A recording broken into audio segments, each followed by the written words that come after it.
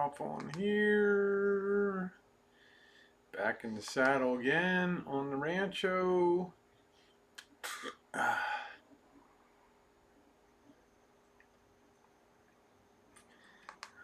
right, let's see what's going on.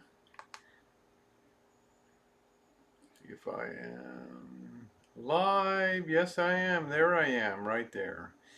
And a very good evening to all of you. It is May 14th, 2020, a very gloomy, sucky day here on the Rancho. It's probably about, I don't know, maybe 60 degrees and just kind of, hey, Kelly, how are you? First in the gate tonight. Nice to see you, sweetie. Hope that you're doing good. Hello, Kevin. Kevin. Kimberly, thank you for all your wonderful contents. Women's Reformatory. Okay, there you go, Miguel. Nice to see you. Good evening to you. I am back on the Rancho. Good evening, good morning, Chef. And there is DeeDubs travels, isolating out in his Cornholio wonderland there in the Shine Shack. Hello, Lolly. Jane says hello. Happy day. Hello, Linda. Hello, Laura. How are you? How's everything in Florida down there? And if you're coming in, please hit the thumbs up as you're making your way in. Happy to see everybody this evening. Thank you, Eddie. Pleased to report the little seeds that cinnamon hot scientists have been doing good. Always like a Hosey show. There you go, Alan Gold. Take a front center seat, my man. My daughter's in town, and we had a fantastic Cajun meal. Now that sounds really good, really good.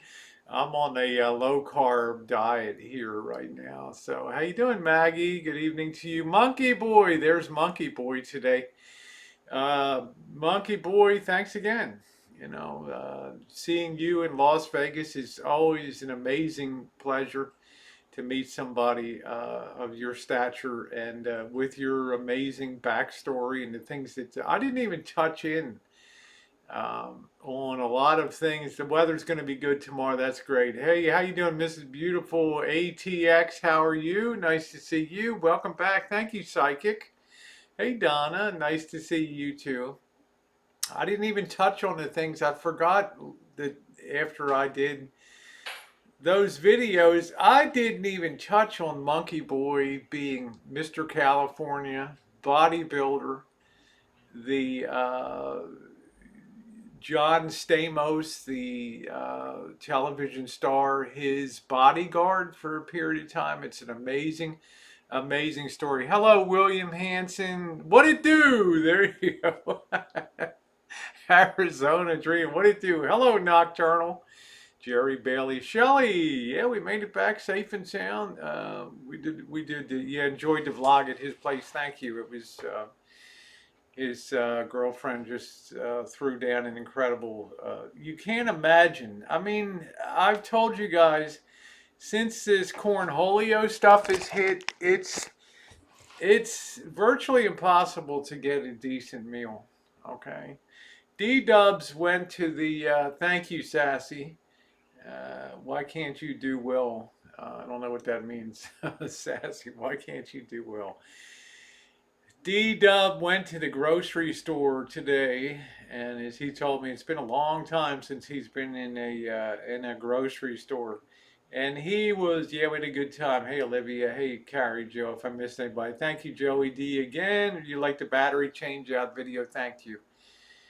I'll talk about that on the Murphy channel. I did a video today, but he had Mr. Z, how you doing? He had quite a I don't want to say rude awakening, but he had quite an eyeful when he went to the supermarket with me today. Hello, Sky. Hello, Spirits. Hello, Hank the Mean Man. I did not exaggerate when I told him, we were scrambling around, trying to find things, and about a third of the crap is empty off of the shelf. Still, okay, with no end in sight. And to see him today, he's like, man, I went over to find this, and this isn't there, and where's this, and where's that? Like, for example, you can't find any saltine crackers, okay? You cannot find The meat is now $10 a pound for just common stuff. The hamburger is just like 2 packs that looks like it was ravaged by rats in there. So it was very, very difficult. We're gonna hide that, Alan Gold, and we're gonna pop you in timeout. There we go. Put user in timeout. There we go. We'll throw Alan Gold into a timeout. Oh, you meant that I do everything well. Thank you very much. I really appreciate that. I enjoy doing that kind of work. It had been 2 weeks since I'd been in the grocery store, and I came back and told Missy Jen, and if anything, it looks worse in the stores. Still no spaghetti noodles. The soup, no soup. What did you think, Dee, of that? No soup. All the canned stuff was gone. It was just plenty of alcohol, though.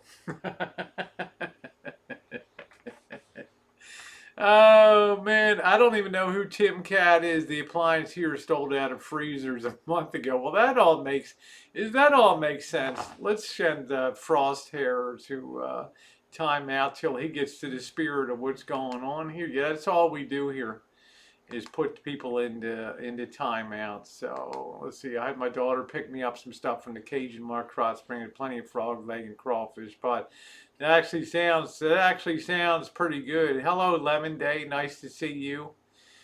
But getting back to Monkey Boy and having a chance to reflect on the things that he has accomplished, and yet being a very Monkey Boy never came into my life and told me I'm this, I'm that. He never went on to anybody's chat stream to be interviewed and tell them he's a great American hero. He sees himself as a guy that signed up to do a job, joined the Army, then decided, hey, I'm going to push it up a level. I'm going to see if I can do this thing. I'm going to test myself personally, and signed up for that. So as with anybody that's a true person in the service, he's very diminished of he really downplays all of his background, which I think gives a lot of authenticity to everything that he does, and I appreciate that. It's the same as Bobby. Bobby will not tell you about being in the Army. Bobby will just say, hey, I was in the Army and I was just a cook. But the reality is, you also went through basic training and did everything everybody else did. You just happened to carry a potato peeler instead of a gun most of the time. Hey, sweet. But it does not mean, hey, Janet, that you could not pick up a weapon if called upon and do what you needed to do. Same thing with the boss. Serving as an electrician's mate in the Navy. Never can tell you any stories about anything. The only thing the boss talks about, if you pry at him, is some of the bar fights he would get into Hong Kong and places like that when he was serving on the Navy. Thank you, in the Navy. Thank you, Matt. Thank you very much. Yeah, you're hidden. Your stuff will never see the light of day, whoever you are. Your messages, because of it's caught in your filter, man. You're wasting your time. Go leave, Tim Cat. Nobody wants you here, okay? How's Monkey Boy with all the food is part? And that's an unusual meal. That's a very unusual meal, according to Monkey Boy, for him to throw down there. Hello, Alex. So I have a good way of sussing out what's the real deal in between Bobby and the boss and Joey D with his tremendous service to the Air Force, and Joey D was one that retired out of the Air Force, and Mr. Z too. He doesn't talk about any of his. You have to pry it out of Mr. Can we get a view of the Shine Shacks here? Hey, cute kitty. Hey, Q Allen. You could probably lick the floor in the Shine Shack. If you think D is in the same cut of cloth as Goofball, you got another thing coming. This guy is very neat and meticulous the way he orders and keeps things. And he always likes seeing the ranger. Yeah, sending Missy prayers, her father. Yeah, Missy. Yeah, thank you, Lavender. One of my wonderful moderators. Hello, Mouse Toast. One of my wonderful moderators, Missy AK, you know her in here. Her dad has really struggled. Before Cornholio came along, he had kidney, had to go through kidney transplants, had post infections, and now dealing with cancer and things like that, and having to gone into the ICU. It's a very tough situation. Yeah, I got the Janet's. Yeah, we got D in isolation out there in the North Wing over there. So he does his stuff. Hello, Rhonda. Thank you for your wonderful comments on the videos over the last couple of days. But Monkey Boy, what I was originally saying was a meal like that these days is exceedingly rare to be able to eat like that. My biggest problem of,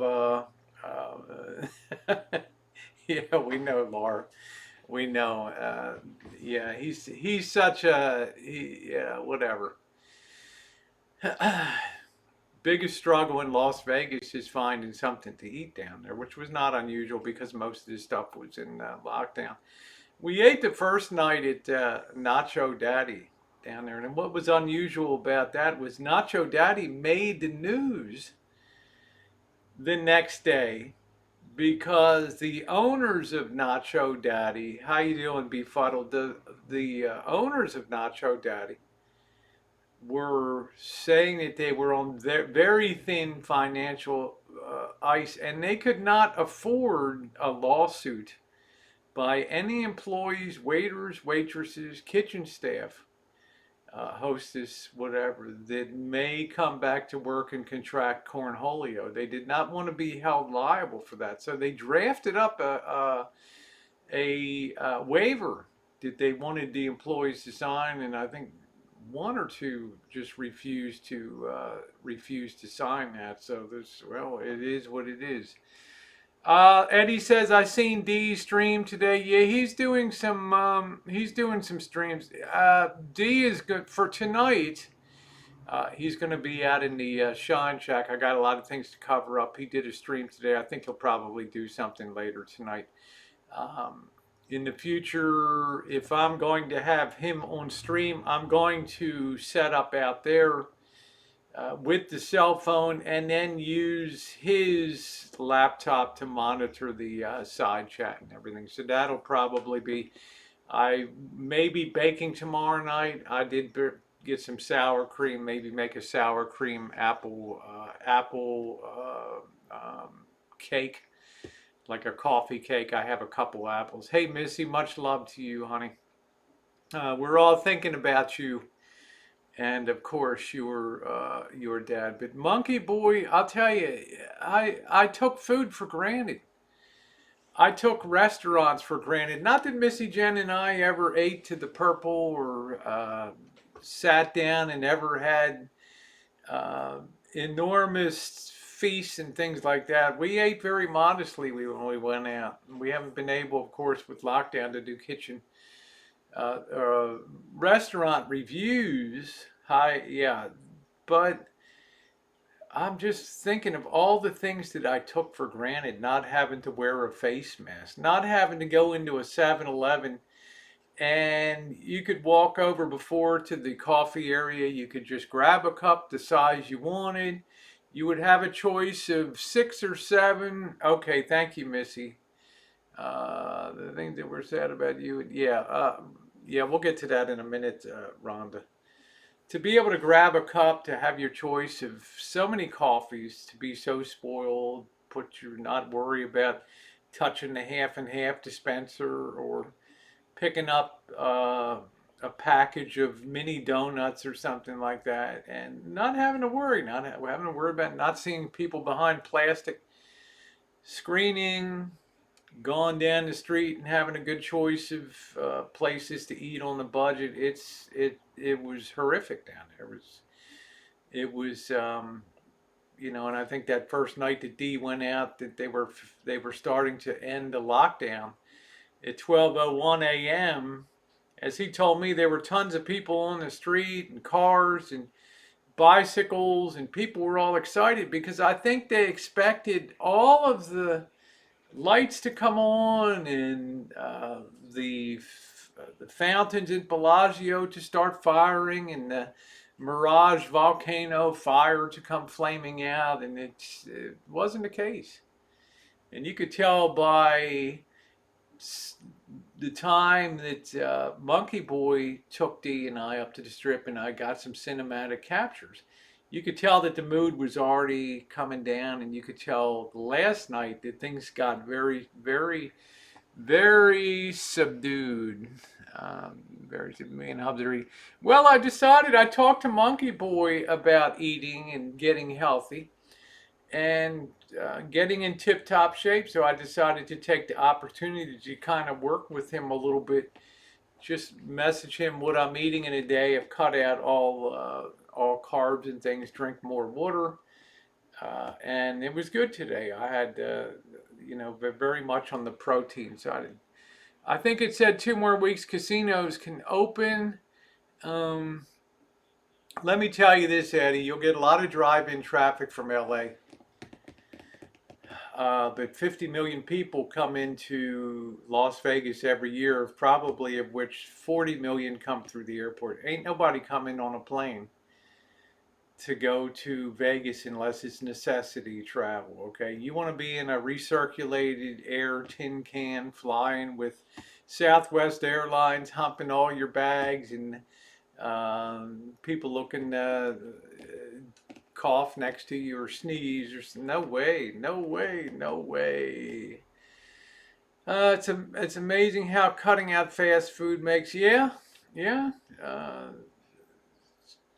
It's just sometimes I can't even believe it. You know, the just how much I took things for granted. No, Dee's not going to be in a bikini tomorrow night.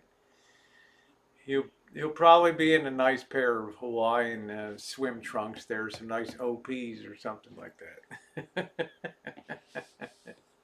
How you doing, Kimberly? I'm doing well. Nice to see you. Will you go into the casinos when they open? I will, Lovey. I will go into the casinos when I'm open because I'm bound and determined to go back down there when things get more of a footing. I hit the absolute low point of Vegas there, is evidenced by the cinematic videos. I still have more to come of downtown, particularly. Uh, the last one that I did on the Ghosts of Las Vegas, and I was shocked myself when I went down there and saw the absolute absence of people, except many people flopping on the ground. And I didn't have to go pick out a guy. At the end of my video that was staged to lay on the ground, I walked down any street and there were people just flopped on the sidewalk, and I don't walk by and I just capture the scene and keep on moving. I could have put that any street in Las Vegas down there. As I said, the streets have been taken over again by the homeless down there. Let's see, Craig said, hi Craig, how are you? Hi Denise. Nancy wants a $3 million package. Yeah, she can have a package. I got your package. My thoughts on that change a little bit over time. My thoughts are, if you can get it while the getting's good, maybe you should stockpile a little bit of borrowed money on the side, because I think this thing's going to be with us a while here. Yeah, Alan Gold is getting unhinged in his Cornholio. Finally got to meet you. Yeah, he did. Hello, Fitz. How are you? Nice to see you. The videos were very revealing. Thank you very much, Lovey. And that's the direction that I want to take on the channel. We get the live streams, but I'm a believer that with the camera and the right subject material, that you can tell one hell of a story in life without saying a word. I did not doctor the images on those streets. I did not pose subjects to be there. I did not tell the security guard under Fremont Street, could you sit in that chair and just play with your phone and stuff? I mean, that's as it actually was. And it was very spooky to me to be on Main Street at that south end of Fremont Street experience there and count the number of cars on one hand that were milling around. Yeah, I think it probably will, Janet, the experience. Janet says, I hope this virus doesn't get out of control with all this opening up. I think we're going to be watching Michigan now. I saw a video tonight. The bars are jammed in Michigan. They're just shoehorning people into some people, you know, Janet, it now comes down to a mental health issue. All right, we have a county chief medical officer in Sonoma County. Her name is Sundri Mazzi. Okay, Dr. Sundri Mazzi, and she's all about shut down for till there's Cornholio's gone. But she's not balancing off things from the people that have just been pushed to the wall with their businesses, people that are pushed to the wall about mortgage payments and rent, people that are frustrated and can't seem to get their unemployment filed or get some type of interim benefits. The mental health is not being considered right now. And I can tell there's a rising tide, and I hate to say it, of people that are going to start pitching themselves off of buildings. And I mean, it's a lot of things ain't going to come back from this. Okay, so we could see a resurgence of cases, but you're not going to have any more shutdowns unless it's horrible. Wisconsin's the state that the Wisconsin Supreme Court struck down the extension of the shelter-in-place orders up there. People just think they're invincible and ignore common sense. Well, according to Janet, that's a common occurrence in Michigan up there. That's not unusual. I mean, that's the future. Rosie, years ago, film had music, and the music told it anyone has to imagine. That's right, Craig. You don't need to. You don't know. You let people see with their own eyes. It's one thing for me to tell you about Vegas. It's another thing. The night before, Monkey Boy and Dee had gone down, and he'd done an excellent stream and showed, yeah, people were, hey, and then 2 days later, let the video do the talking. Let the video. I'm very happy this lockdown. People can finally get back to work. That's great to try. Yeah, I'm doing it. That's it, Robbie. Their body, their choice. Of course, it'll overlap other people. But the mental health issues are now starting to rise. There was a story in the New York Times today, which I agree with. All you have to do is go to any major metropolitan newspaper in this country, of which I click through about 20 to 25 a day, from the Philadelphia Inquirer to the Seattle Intelligencer to the Houston Chronicle to the Chicago Tribune, Miami Herald, Kansas City Star, as many, Denver Post, as many as I can look at, and go to the letters to the editor after stories about continued shutdown urged by health authorities, and you're going to see the whole tenor of people, even in this county, which is known for being very genteel and very, liberal and kind of hoity-toity. You can see that the comments are starting to deteriorate, and people's mental health is getting in there. Mike Loyal, how you doing, Mike? He said it's tough in Michigan. Yeah, that's what I'm talking about. Crystal, Mike Loyal's girlfriend, she might not have a business by the time massage startup. Exactly, that type of thing. Nothing's going to be the same. I think a lot of you, hey Presley, I think a lot of you, okay, Dane County and City of Madison have enacted their own shelter. Okay, all right. I think a lot of you haven't traveled at all, which is a good thing. which I highly endorse that. But to see uh, a city that is at the peak of it lives at the top of America for entertainment and excitement and happy people and drunk people and women with dresses falling off and guys forgetting to pull up their zippers and late nights in the casino. To see it down here is a real mind blower. It affected my mental health a little bit, seeing that down there. Let's see, but it's going to be a long ride back. I'm starting to stress out a bit here, folks. Here, yeah, there you go, Craig. I mean, that's the honest truth. That's why I think YouTube is such a great place to be, especially when you can do a live stream and get people together, because people need to have a social outlet. You would not think that you would need, well, you go to a grocery store, even those little things, interacting with people comfortably make a huge difference in people's lives. You might have social clubs, Lions Club, Masons, Rotary, Toastmasters. You might be the Women's Bridge Club, the Men's Fishing Club. All of those fraternal and sorority organizations, all those type of things that help people make contact, cooking, gone to restaurants. You lose that social contact. Human beings are made to be social, and I think that that's what's coming up. To patrol, yeah, I'd let Mouse Toes patrol the side. Alan Gold, be nice, okay? Can't you just come in here and ever just chat?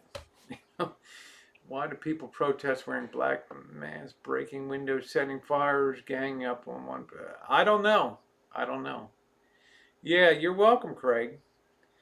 Um, a lot of things scare me right now, Janet. The budget of the state of California scares me. I'm scared about the pushback that's going to come because the governor tells state workers you're going to have a 10% pay cut. Okay. Now, bear in mind that they're being paid at home right now. Okay. Unlike other people that had to file for unemployment, and they're being paid to sit home right now. Okay. Full pay. All right. But I can guarantee you, they're going to be ringing around the California state legislature building, protesting that it's not fair to state workers who are now, 50 years ago, they used to be underpaid relative to the private sector. Now they're overpaid by a wide margin compared. You got prison security guards that are collecting $150,000 plus in retirement. Police chiefs change every 2 years and retire with full bennies and all that kind of stuff. So Cobra John says, went in to save more. The only one with mask with old blue hair is the youngest. Well, I don't know, Cobra John. You can't even, you can't even walk into our grocery store without a mask. They nailed a guy that was walking in today, going around picking up candy bars, and they man, get out of the store. You know, furlough ain't gonna last that much longer. Yeah, we'd be liars if they say this is affecting us all. So that's why I was very happy to see Missy Jen and see her home here. Dee's happy out in the shack. Things are getting on. You're required to wear a mask in here in our supermarket. I suspect because it's probably a Cornholio hotspot in this area. Costco requires a mask too.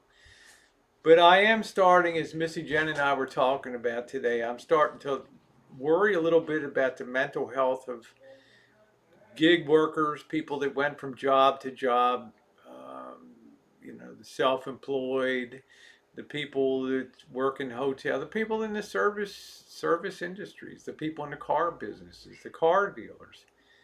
I don't think anybody has an appetite to rush back and be buying a car. So Andrew Scott says they really do not take this disease at all serious. One thing that does worry me, people see it as a holiday. Interesting.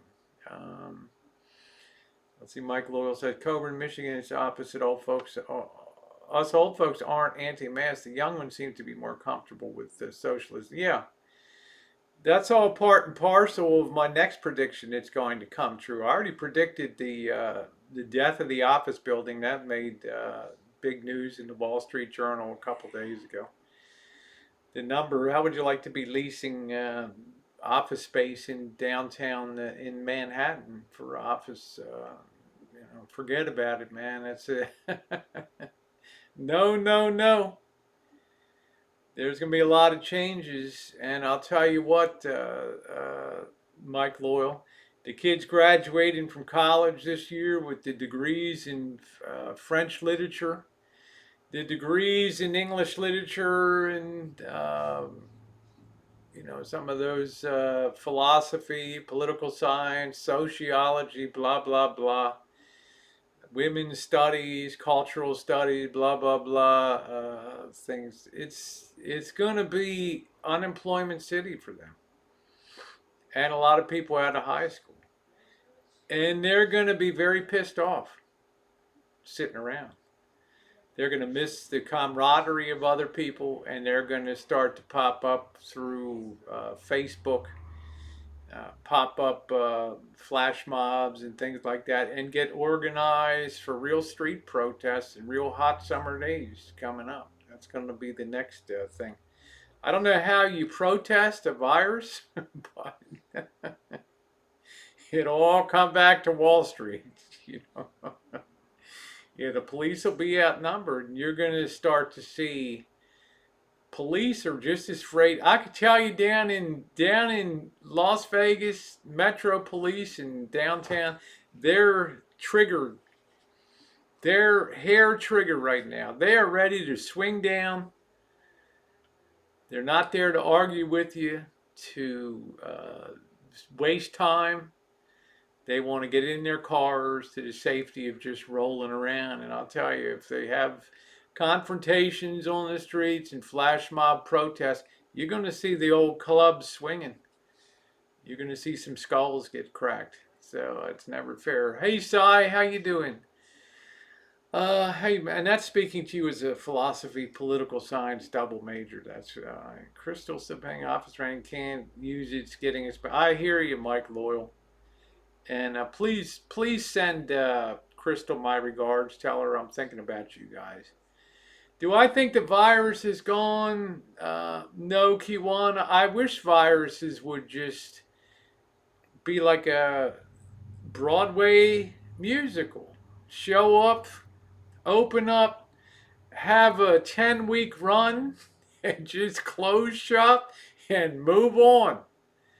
But unfortunately, they don't work like that. What makes this particularly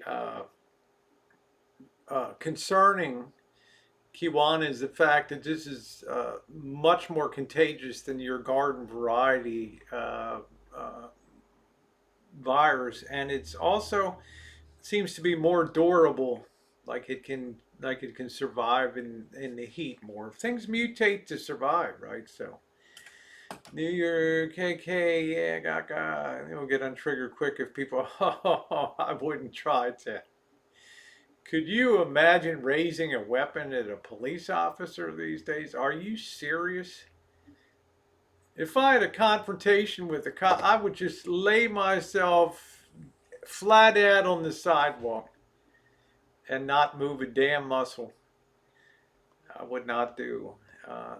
That's a very real possibility, Andrew Scott, in talking to some doctors that I know personally. They believe the likelihood is just as great that viruses mutate to a less potent form too. It can happen. Okay, can happen. Yeah, the economy. So yeah, Kiwanis, I don't want to put. I don't want to polish a turd, and tell you otherwise here on things like that. Surge into the falls. So, well, Rumpelstiltskin, I joked before. Rumpelstiltskin said hey Jay, it's an easy way to delete a population. I joked before. Back in the back in the 1840s, 50s, 60s, in Charles Dickens' day in England, a lot of the upper crust had this theory and philosophy, like Jacob Marley did, that it's okay to have people struggle and be poverty ridden and die young and die poor and masses because it helps reduce the surplus population, right? So there's people that hold to that theory. There's, as I told you guys before, there was an economist called Malthus who believed in uh, uh, a Malthusian chain of events that society reaches a certain carrying point of health, wealth, distribution of natural resources, and then it goes into a self-destruct mode because it's carrying too many human beings, and you start to go into a meltdown mode.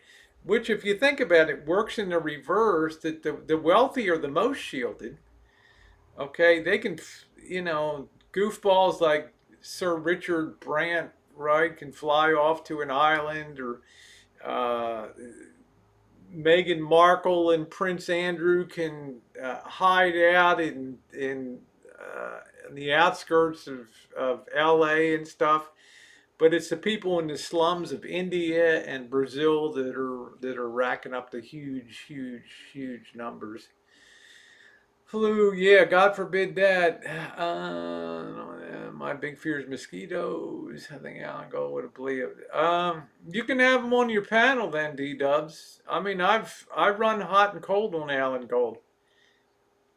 Uh, Alan Gold has a mean streak a mile wide, but he's also highly entertaining at times too. Still, Sassy says, still wonder what happened to the guy who was arrested after landing from an incoming with vials reported. If you'll see that, Sassy, you'll see also the professor of up in Harvard that made chummy with two agents of the People's Liberation Army posing as scientists who carried a couple vials back to, well, wouldn't you know, Wuhan Laboratory number 4, high level laboratory number 4. So,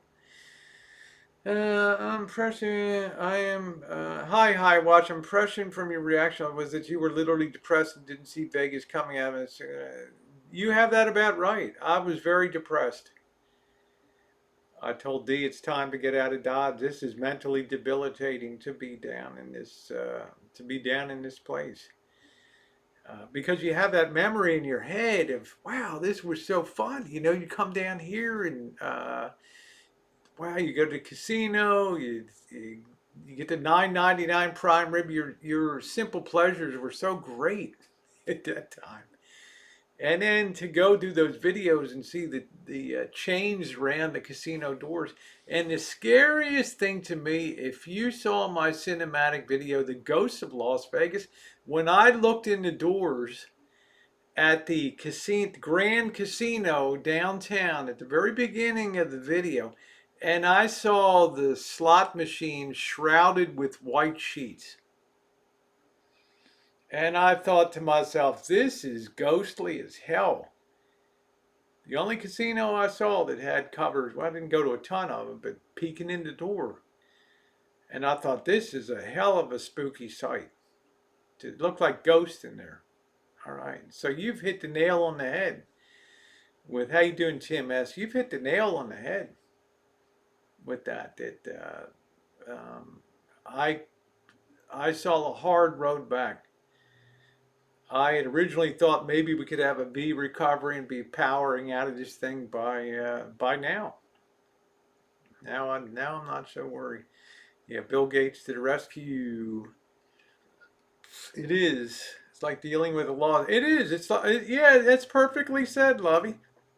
It's like you lost a loved one. That's exactly it.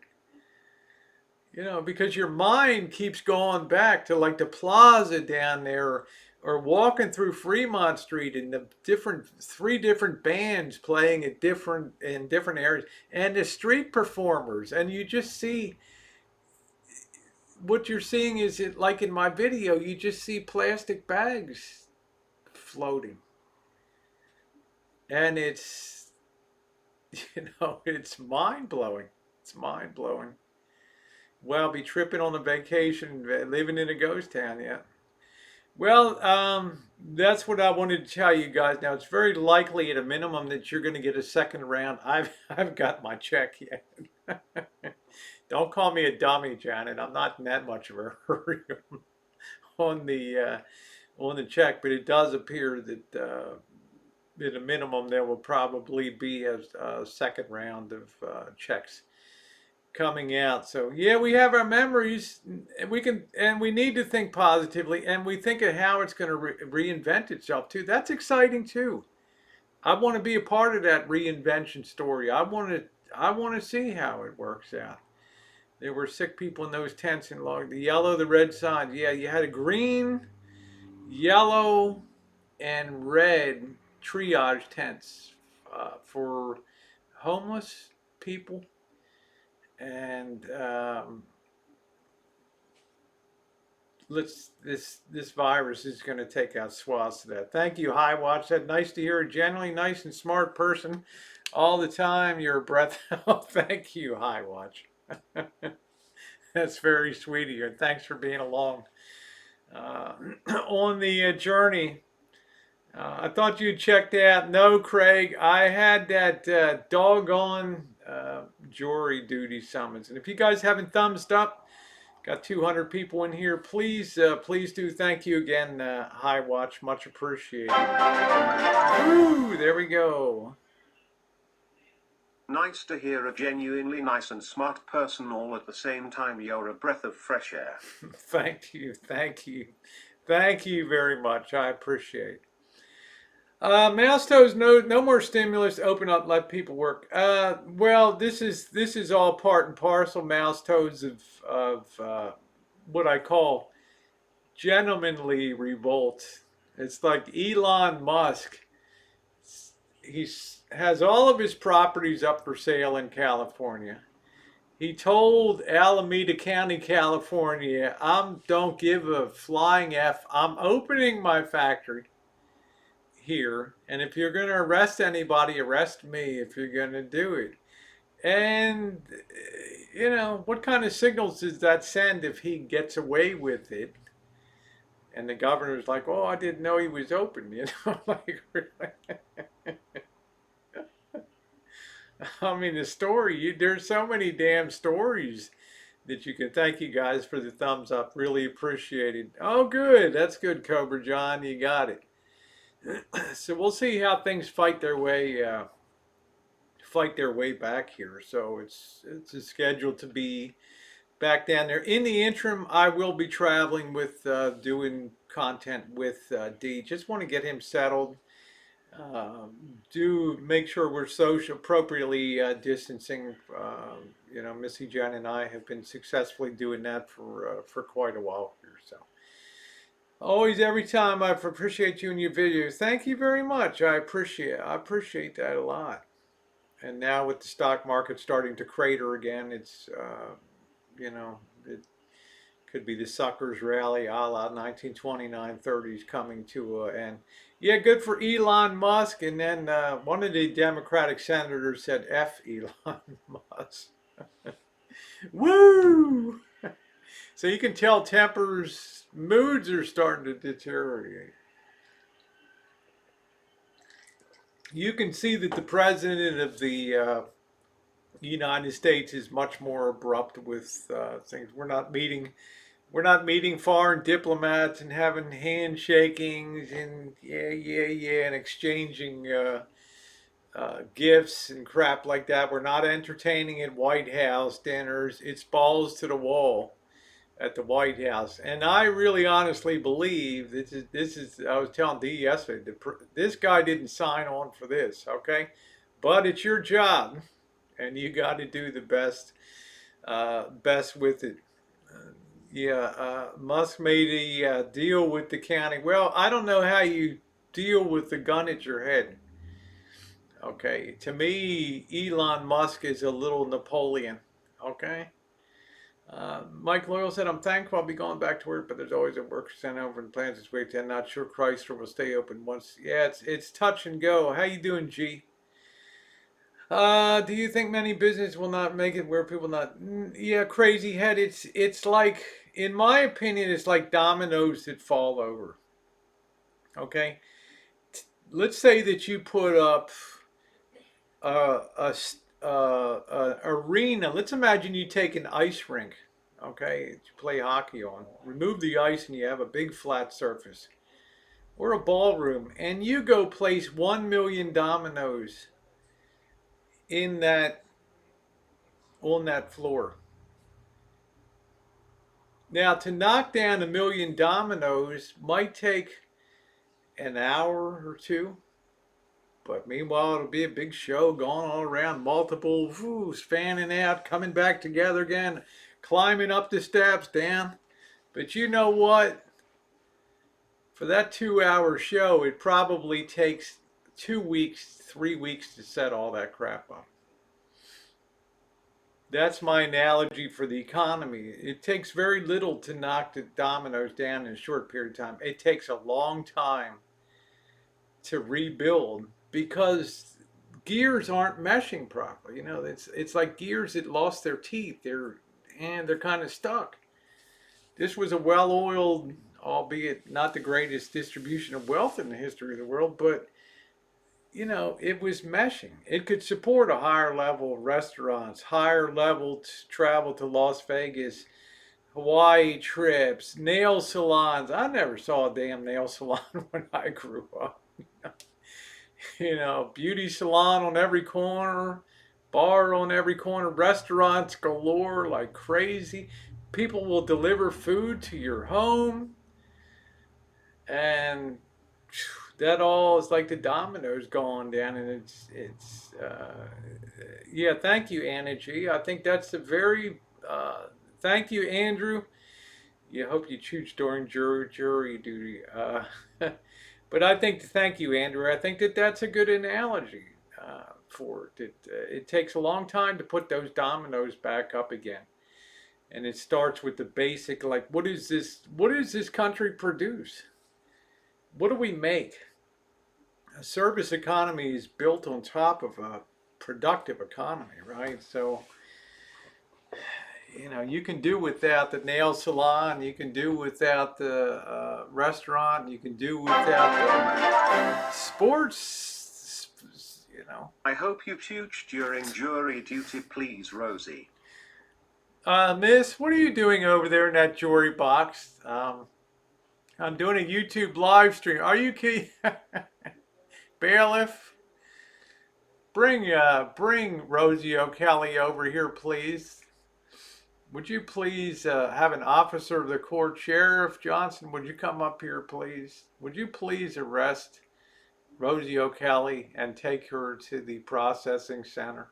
Okay. We're arresting her, charge her later. That's it. We need more manufacturing. Kitty said the restaurants here are going to build showers and insta shower where people sit at tables. Boy, that'll be nice. There you go, crazy. Yeah, that'll be nice. But unbelievable. You know, it's going to take a long time till people. We don't have a strong economic base now. We had all the. What would you say? Every time we got into a little bit of trouble, the Fed would be there to pump an Obama stimulus plan or push rates down, and we accumulated, I think, all this bad economic structure as a result of that, where we lost productivity and actually producing things and started just trading services amongst ourselves. So, jail shoots. I'm going to put in for a 6 month. Are you kidding me? I'm just going to put. Are you kidding? And just check. See, get back to me in six. Have your people call me and. Have your people call me in 6 months. I don't think I'm gonna be rolling down to the courthouse in early June. There's no way I'm stepping in there with that. Okay, I'll take the deferment. That's exactly what I do. Cornholio court is now in session. It's like all the homeless are just filling up the seats in there and just glazy eyed listening to the trials all day and trying to stay awake and blowing Cornholio in there. Hey, David Moore, how are you? It could be a juicy trial, but God, do you really want to sit there day after day? Hear what this pimp did. And we'll now hear from the defense. He's a nice guy. He's just had a bad childhood. Yeah, yeah, yeah. His teacher said he had potential. Yeah, yeah, it's horrible. Now we hear from the psychologist. Yeah, Daryl has problems and issues. I'll be like, can we just vote now? Oh wow, Joseph said I accidentally missed jury duty. Next thing I know, the cops were looking for me. Ooh, ooh, ooh, ooh, ooh, ooh. Rosie O'Kelly here. I'll check. I will. I will run everything. Yeah, Harbor Freight selling everything made in America. Well, let's look at it this way. Between the pressure from the federal government and tariffs and things like that, you're going to see we're going to have protectionism rise, and we'll have. It's not necessarily the best thing in the world. It's what drove the world deeper into depression. The Smoot-Hawley Tariff Act under Herbert Hoover probably did more damage because every nation just started lifting its tariff walls higher and higher until it just choked off all trade. Hey Chico, yeah, we'll sit on a YouTube trolling case. And what did Ski Wee do next? Well, Your Honor, you wouldn't believe it. Ski Wee came to a chat that night, and he said that you're a man with a wig and big fake tits. Wow. Guilty. Thank you, David Moore. Yeah, that's one. Watch the sucker. Fred Sanford, yo, heathen. Mm.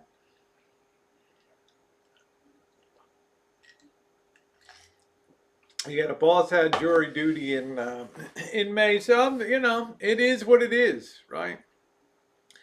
So, where you press pass, they won't let you in the court. Yeah, there we go. So, I'm not averse to doing that. Yeah, how you doing? What is that? Or Athena? How you doing, Athena? Yeah, and if you haven't thumbs up, please do so. It gives me a good tingly feeling. So we've been following. Jen follows this stuff pretty closely about cornholing and stuff like that. She's always been a person that said just and this person with MS and a compromised immune system is just like open her on up. You're killing the country with these lockdowns and things, and you're not going to be able to escape this thing. Yeah, man. Yeah, man. Fred drop a red pickup truck. Yeah, it is. Yeah, man. How you doing, man? Yeah, man. Nice to see you. Yeah, yeah, yeah. Works at the franchise in Dearborn, Michigan up there. Hope you're doing well, my friend. Nice to see you. All the cases were continued, said nobody had to. Oh, okay. All right. Well, that's cool. Can you imagine the backlog at court? Can you imagine with the DMV? I mean, D wants to get a bike registered. Like, really? See you in September when the DMV lines stretch till November. Well, I hope you packed a lunch today and maybe dinner, or you'll be on your way. Do, do, do. I can't even imagine that. I'm gonna get a beer in a couple minutes there, D. Where in the hell is your wine? So yeah, we love the Alan Gold is like a virus, isn't he? Isn't that so? I can't even imagine having to do anything at the government. We're supposed to get our enhanced California driver's licenses. Are you kidding me? Right? You kidding me? Well, DMV is closed in Nevada, so I'm gonna just say, wow. Yeah. Alan is always working the polls. So I plan on Saturday night. I think D will be in Kitchen Stadium. He chunked out his money today and got some good things set up for Saturday night. It's going to be good. Don't quote me on this, but he could be showing you a steak on Saturday night. I've not seen a steak. I went back and figured since what the hell was it? Since February. Okay, that's the last time I saw a thing. I hate to see Black Friday this year, no customer. That's hard to say, Eddie. It's hard to predict that far along. I don't want to say that.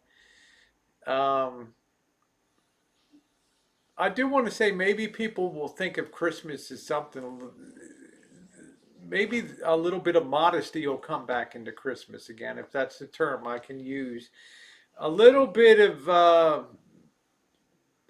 a little bit of thought about the reason for the season and the spirit of things, and just getting together if possible, masks or no mask, but however they do it, through Zoom or sitting at a table, to enjoy just being alive, just being able to sit down to a good meal. Dee and I walked into that store today, and I observed Dee and looked. He kept, "Where's this? Okay, where's all the meat over here?" Like, dude, that's about it. All right. I mean, it was. I'll still no noodles. Can't find saltines. Every can of soup is gone. It's sign of the times coming up. How you doing, Jay? Nice to see you. Welcome in tonight. Will D make dolmas? I bet if D made dolmas, they'd be damn good with the right amount of lemon in them and the right spicing. They'd be damn good. But to see D in that store today, and I said, "When's the last time you were in a grocery store?" He's been, "It's too long since I've been in a grocery store, and seen, because he's like, I'm living in my van. I'm not doing a lot of, I'm getting cold cuts and other things." Well, there it is. There's the story out there. I'm in New York. Some stores are already open, even if they're not supposed to yet. There you go, G. Robbie's like, "I had steak for dinner." Well, I told D, look at the damn price that you're paying. He's like, "Well, you guys are worth it." Okay. I never heard those words out of Fat Boy before. So, Jane Buck said, "The reason we're in mass is so when we get together again, no one is missing." That's right. Not caramelized in there, cooked down.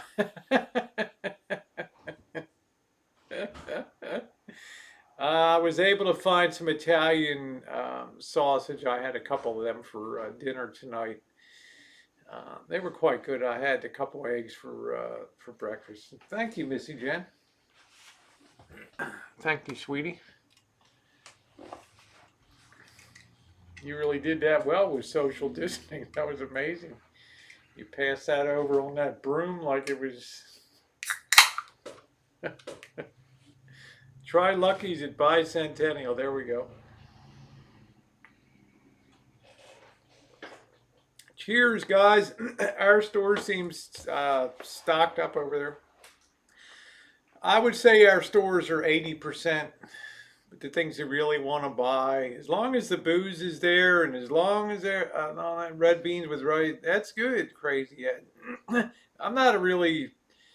I can cook okay, but I never realized how much I missed having a restaurant meal once a week, twice a week. It just wasn't the same in Las Vegas when we found Nacho Daddy, and it was good. The people were nice, but the atmosphere sucked. Uh, the amount of rice that they put on the platter was negligible. You could tell that they were being really, really slimming down. Make some butter beans too. There we go. Butter beans too. Yeah. Store not one's been low on. No, the booze, thank God. You know, Janet, I had a panic attack, and I'm not given to panic attacks. The night that they said that the supply of CO2 is running out for making bubbly drinks, and oh God, I'm gonna have to drink all my moonshine here, which is not the worst thing in the world. Disney FEMA Camp Resort opening scene. Yeah, I mean, I don't know what that experience is gonna. I don't know what that experience is gonna be like for that. As far as D says, Nacho Daddy's the best. It's convenient. It was close. It was okay price, but it's. I don't know. I mean, when you have to use a QR, you got to read the menu with the. You know, they give you a thing to scan when you go in, and you have to open up your camera and hover it over it. It opens up. Then you click on it. It takes you to the web page, and then you see what you want to order. And the menu is very limited, and it's yeah, that's moonshine and white lightning in there. Some of it. Yeah, your wine is safe.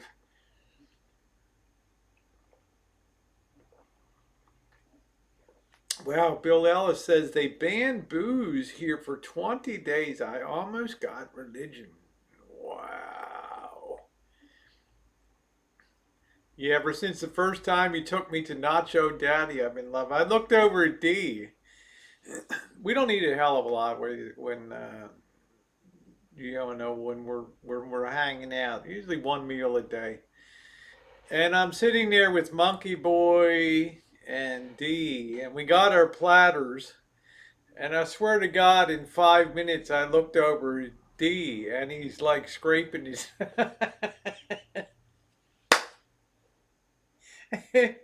He's got his fork like getting every little bit. Yeah, like something out of a, like a Oliver Twist or something, getting every bit off of the plate. And I'm like, dude, what happened? Did they take? Where in the hell's your food?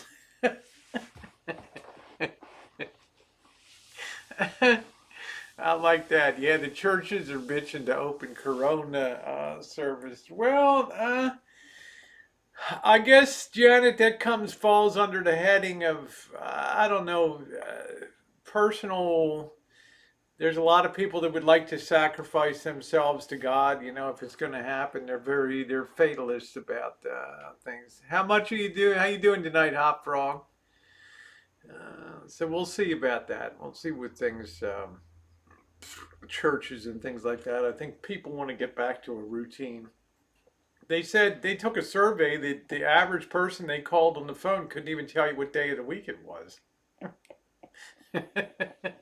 Yeah, please, sir. May I have some more? Uh, I'm just so glad that the beer is there and everything else that it's doing good. They may find God off. Well, I mean, I can't. We're Americans, Janet. I knew. Let the Rosie Girl take you back to my upload of February 16th on this channel when I issued a very stern warning and gave a very strong piece of advice to stock up on things. Never imagined it would be this bad. Okay, that this thing would come along. I thought this thing would be like the Broadway show that comes in, give my regards to Broadway, 10 weeks, close it, done, that's it. Reason I knew this was coming because I read the South China Morning Post. I follow the People's Daily every day in China. I knew this stuff was bad. And I saw in Hong Kong that they stripped out the supermarkets like buzzards. Now, you don't have a lot of supermarkets in Hong Kong because people buy all their fresh vegetables and things on the street, the wet markets, things like that, meats, vegetables. But whatever they could get in the store, they cleaned out in a day. And I thought to myself, my God, if this thing jumps to the U.S., And if it ever gets loose in a city like New York, which is a vertical city with 6 million people living in high rises with relatively few grocery stores, they're going to strip those things out. And they did. And I never thought that they would go for toilet paper, things like that. But everything that they could carry out, I saw a video of some dickhead with 2 shopping carts just loaded up at Costco with toilet paper. Well, the guy's got enough toilet paper for life. But the point is, I never thought that this thing would be this bad. So now I'm more in tune to thinking this is going to be here a long, long time. Yeah, Anna G says South China Post. Yes, that's where I first woke up. Exactly. You follow things around the world. Like India is being ravaged right now. China is being ravaged in certain provinces. You're just not getting reports of it. Okay, there's all kinds of crap going on. Cootie Fry, go with your, yeah, wash your hand. I did not know I need to stock up on cat food and litter if you're in a suspended. Yeah, there you go, Charlie. Who thought of that? Missy Jen did not think of that. We went out, we stocked up on some. We didn't go nutty, but we stocked up on some. We stocked up on some things. I'm damn glad that we did.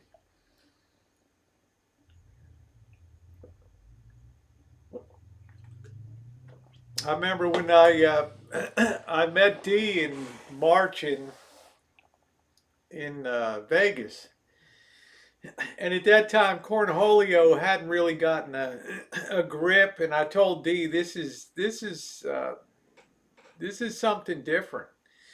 And Dee's like, yeah. Well, the regular influenza kills X number of people a year. I'm not worried about this thing. Next time I saw Dee, and a couple weeks, a month later in the Chinese, wash your MF, wash your MF hands out of there. That's it. Oh man, so we'll be doing some chooching. We'll be down to Petaluma. Some of the play will be around Santa Rosa. Big changes coming in town here. They want to close off 4th Street. I have a video on that coming out tomorrow in the morning. Chooch and things that are gone, things that are coming that way. Feed your cat chicken and fish about the same price as cat food by weight. That's interesting. Bought a butt washer for the toilet. There you go. That's cool. What I bought for Christmas. The Christmas of Cornholio. I bet thought people foods, pets, yeah. I serve the dog chicken and rice. There you go. Well, Amazon, a lot of these things are still moving along the chain there with people getting, I think the 6th person died at Amazon today. And if the curve doesn't flatten more, you have to suspect it is people getting delivered food deliveries and packages and stuff like that, or having Cornholio delivered right to their door and stuff. So I don't know. I don't know really how that's all going to come down.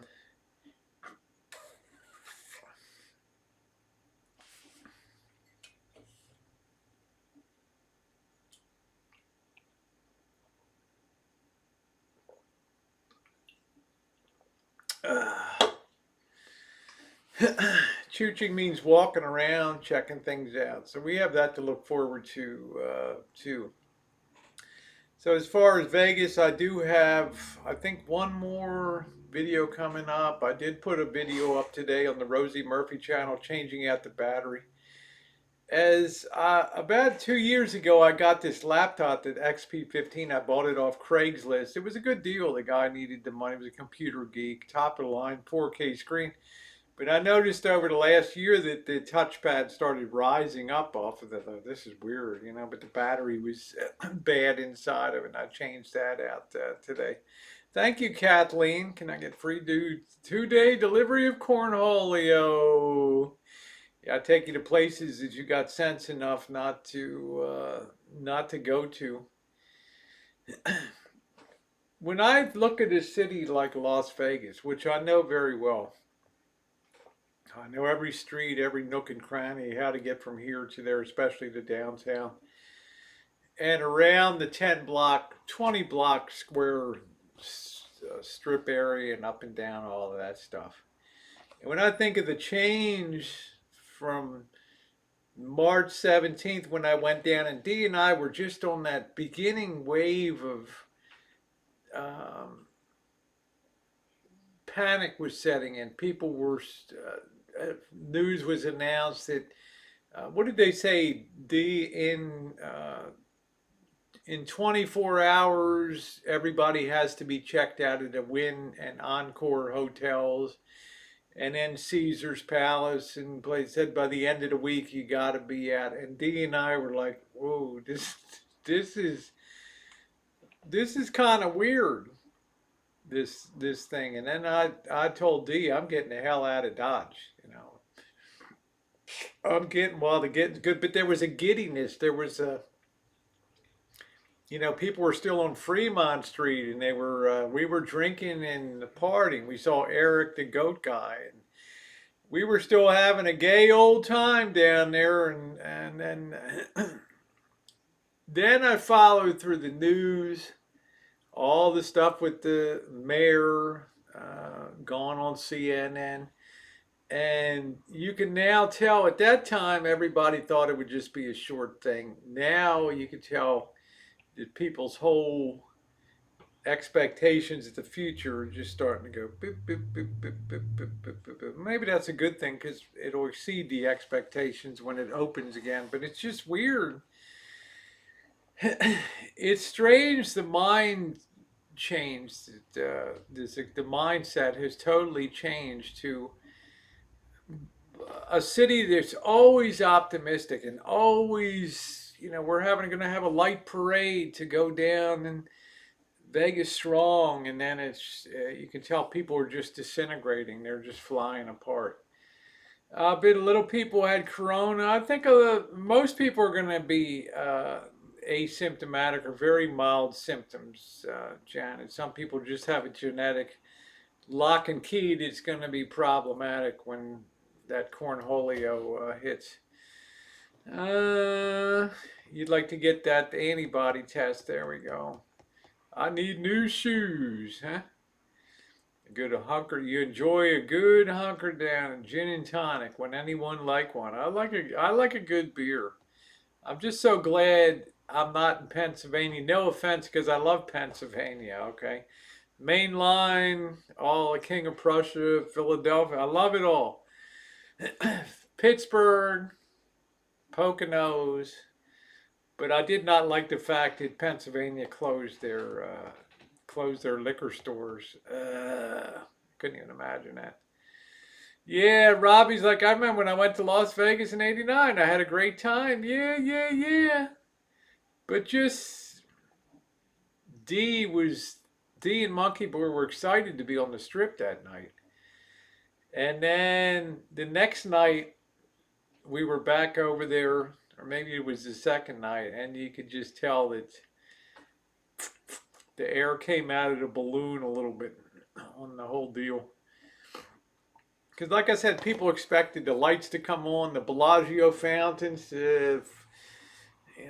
Frank Sinatra, I did it my way, and drinks would be flowing, and the clubs would be doing the bottle service, and comedy clubs would be open, and it was just like a limp one, it just kind of went down with that. I mean, who in the hell, yeah, Philly's dry. I love Philadelphia. Who in the hell is going to get on a plane, right? I mean, ask yourself, right? Janet Field is the typical American woman there, sort of. But ask her if she's going to go fly a tin can and go to Vegas. She would say, hell to the no. No way. When she goes, then I'll know Vegas is on the comeback trail.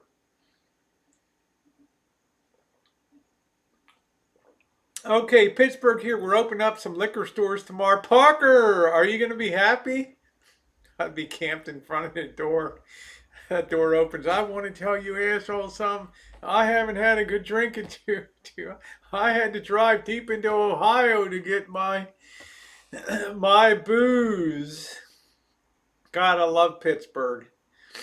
What a city, man. Primanti Brothers, and that's getting testing in our area with reservations. Forget about it. Hey, Christian Cuevas Nutsack. Nice name. Nice name.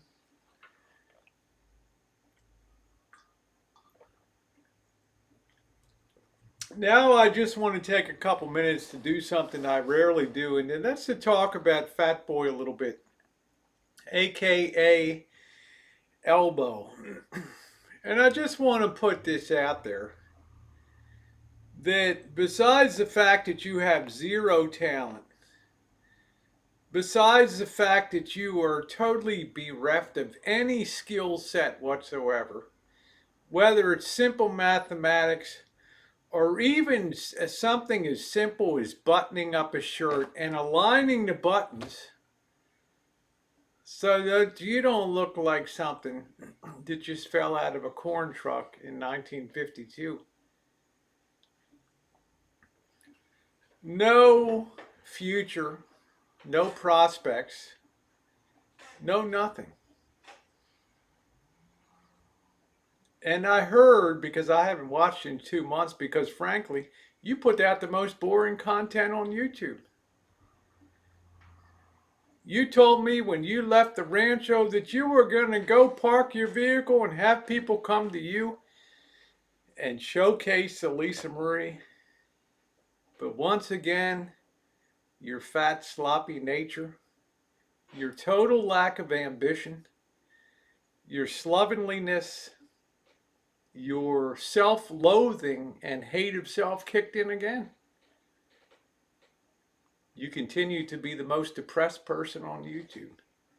Sitting in your tin can, laying there in the dark and trying to convince people that you're happy, that your life is good. You got dog farts. You got your right hand. Life is beautiful. You're never going to amount to anything on YouTube. You never were. You claim you're the most talked about and powered. No, you're the most ridiculed and ridiculous person ever to show up on YouTube. You think that that's a mark of distinction? To be a fool? To be a court jester? To be a clown that people laugh at and loathe? Closing in on 40 years old and still living in a psychological playpen. Of all the people I've ever met on YouTube, you have the absolute grimmest and most unappealing future of all. You have no people skills. You have no talents. You have no ambition. You don't even know what the word put forth effort means. But you will sit there and deride and degrade a true man, Monkey Boy, whom you met and who could have flattened you with 2 fingers on his right hand. To even stand in his shadow with your prison sandals and your slovenly shirt, and to even look up to that man in his eyes is a disgrace. You want to sit there and question his service? Tell me that he photoshopped things on that? When those certificates almost to a one were typed out in the early 1980s. You finally saw somebody that's the real deal in your life, Elbow. That actually went out and became and did something with his life, unlike you. Who at age 38 looking like 68, you have nothing to show in your life. And I'm glad I don't watch, because you bore me to tears. Because all you care about is money. You never spared a thought for anybody else. You never took an interest in anybody else's life. because you hate your own life. You are the very definition of a worthless human being who is an oxygen sucking mess. I am so glad I cut you out of my life. It was the best thing that ever happened to me. You go around now and grovel and beg to get on people's panels because desperation is ringing through. They don't see you as entertaining, they see you as a joke. Okay? You can tell yourself otherwise till the cows come home. You're the most meaningless person that ever occupied a channel on YouTube, and you always will be. Your future is bleak to the nth degree. No money, no prospects, totally unemployable. Living on the good graces of suckers that somehow or another delude themselves into thinking that you have content. You can meet a person like Monkey Boy and you aren't even good enough to carry his shoes wearing your prison sandals.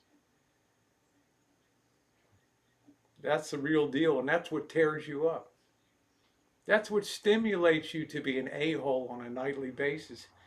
Because you'll never have what Monkey Boy has. A great home, great people that love him, great job, great attitude, great spirit despite the pain he deals with on a daily basis. He can look at his life with pride. You look at your life with disgust. You are without a doubt the most disgusting person I ever met in my life. Period. And I am so very glad that I cut you out of my life forever. Because when I cut you out, it was like I cleared above a cloud level when I'm flying. You are all the crap that floats below cloud level through the sewers of life. Once I got above that, channel took off. My spirits took off. I got a new zest for YouTube. I went in new directions. And I totally left you in the dust. Okay? You're not worthy enough to carry my roll of toilet paper. Okay? So don't ever delude yourself in who's a real man. You don't even know what the definition of a real man is. When you stood before Mr. Dirty and cowered like a quivering jello, that's the real elbow. That's the real man. Let me, yeah, he can't do, he's, yeah, an unoriginal. He has to copy everything that I do. Why? You don't imagine he'd get out on foot. They'd cold cock him down there. I'm going to get another beer.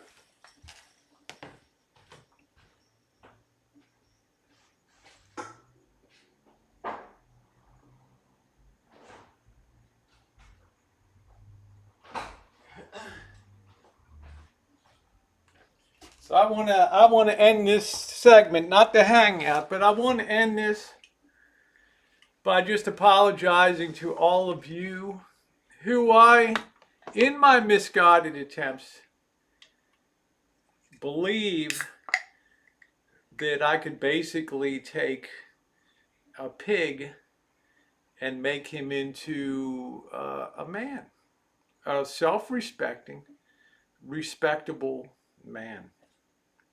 Probably cost me a lot of people along the way.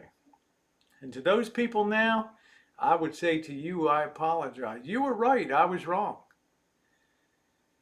I'd say, oh, be nice, you know, trying to do this, or been a nice guy.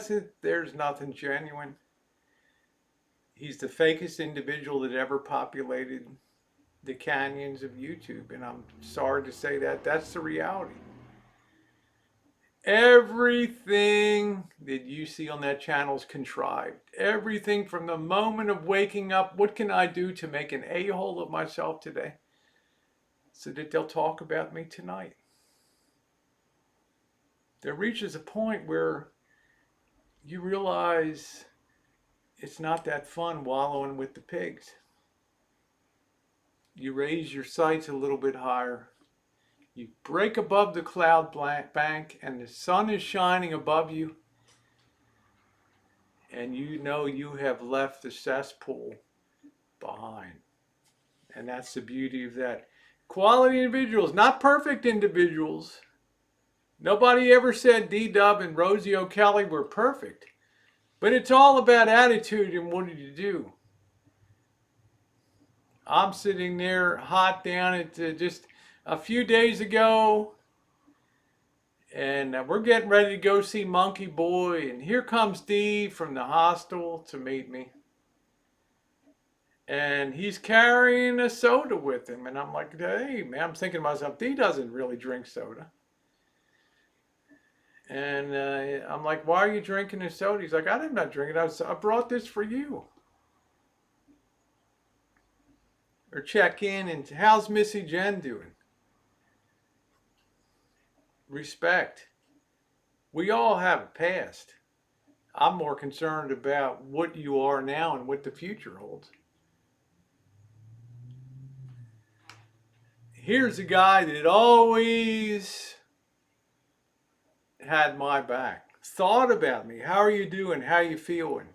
Oh, Rosie, you better take a water with you. Man, what a nice feeling. Or, hey, let's not do that. We don't. Caring, genuine caring. Not a perfect guy.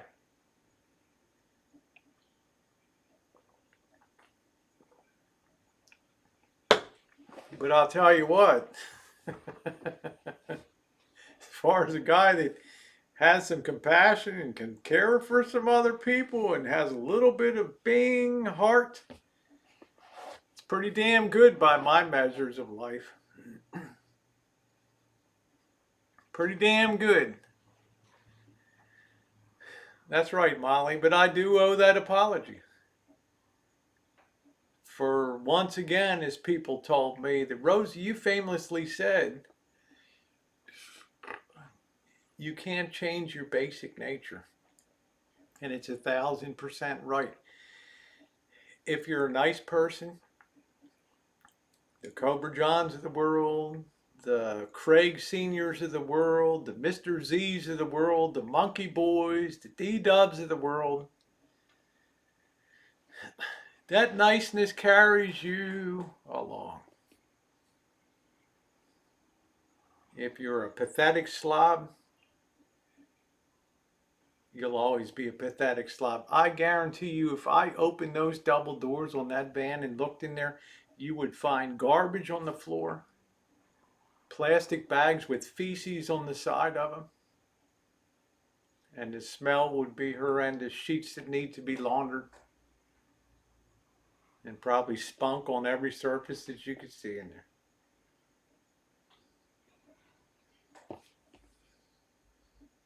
See, I try to be a nice person, but you can't always associate with down here. And I'm not perfect by any stretch of the imagination.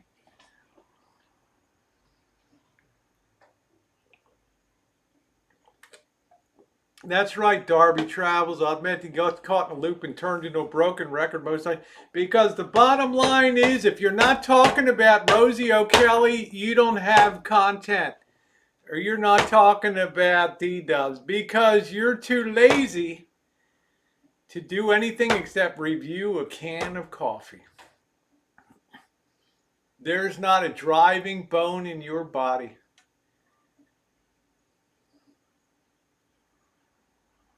And that's it. That's the face of being pathetic. When you make your own show about other people, you're basically telling those people, I don't have any content of my own. I don't review anything anymore. I know people aren't doing that RVs anymore, so they don't care about what I'm talking about anymore. I have no natural talent. I have no education to speak of. I can't speak of history. I can't speak of life. All I can think of is, all I can talk about is animal urges. That's all I know. As I've said, the missing link between animal and human. So bear that in mind every time you sit on that chat and you hear my name mentioned. It's like stamping another gold coin for me because I bring the content. 100% of the time, 100% of the days since January 4th of 2013. And that's the bottom line.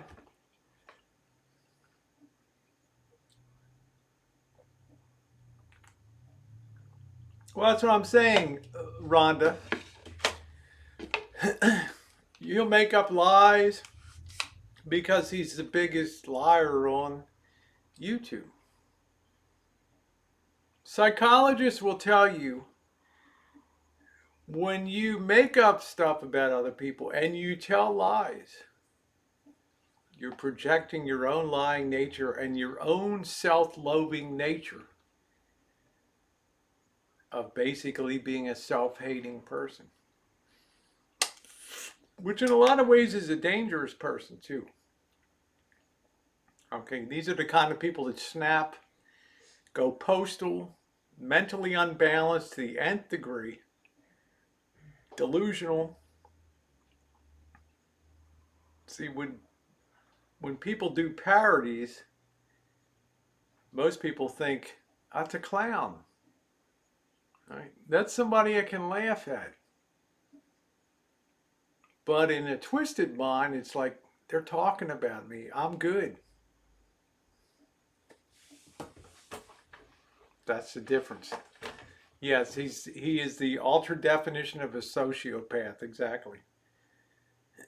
And I could see the degrading over time of becoming more and more mentally unstable, where things used to be reviews, used to be some cooking, used to be talking about van life and things. But notice now what it's narrowed down to.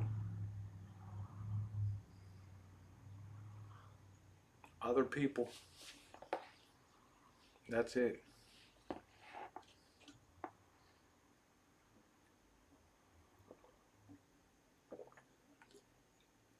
I won't talk about his sister. I'll take the high road because I bought her a meal. Thought we'd get on good. But again, the apple never falls far from the tree. And his sister is proof of that. Thank you very much, Bruce says. The Ghosts of Las Vegas was very moving and haunted. Yes, he's very bitter and envious.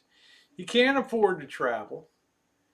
Even if he could, there'd be no content he would bring because that would mean having to get out a camera and be ambitious and do something or be creative. There's not a creative bone in that man's body. Nor is there the basic intelligence to even understand what you're looking at. I look at a place like Clark Street in Chicago and I can tell you 100 stories about the St. Valentine's Day Massacre and put a video up showing you the address of Clark Street, which has been torn down.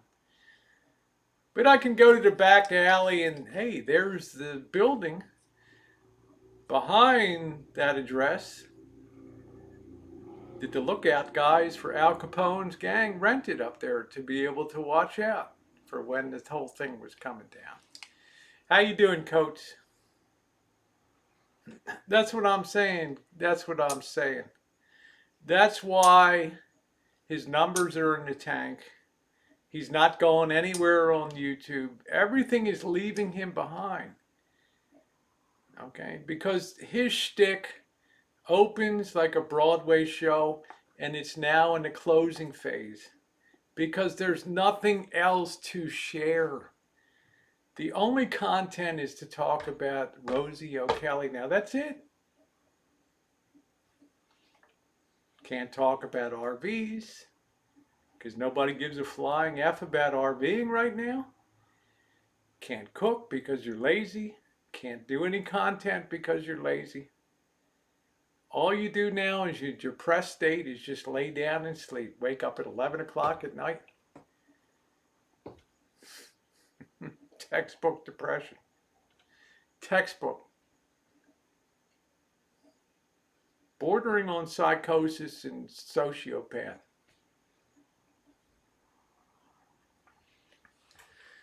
Yeah, on a fast trip to an institution probably when all is said and done, and that'll be kind of a sad thing.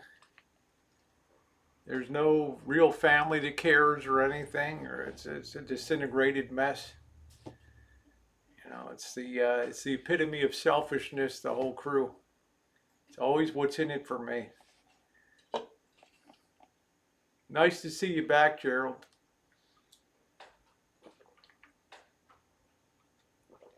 I don't think so, Jay Berlin.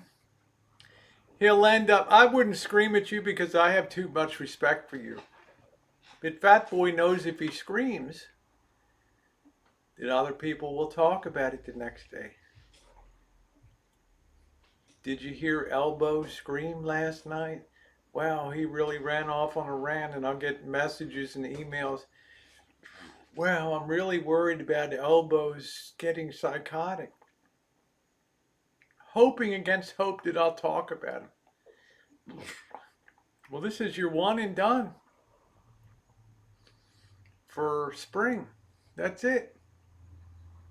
It's all you get out of me because that's all you're worth.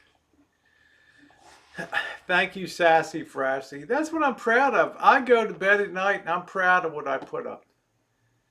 I'm proud to put a 5-minute video together that I have to select music. I have to cut the video to the music. I have to video the right scenes. I have to color grade it so it looks cinematic. I have to tell a story. You don't think that has a feel-good factor in my head?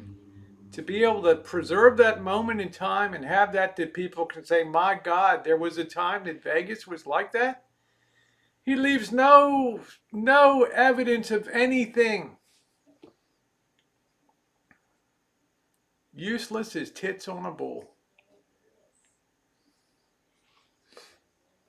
Yeah, we've been missing Gerald on here for damn sure. Well, 2 sheds, you're looking at somebody that's basically an animal. Basically an animal.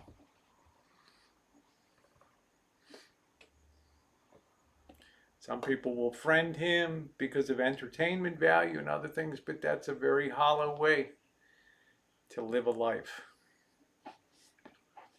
That's what I'm saying. If you can't talk about Rosie O'Kelly, you got no content.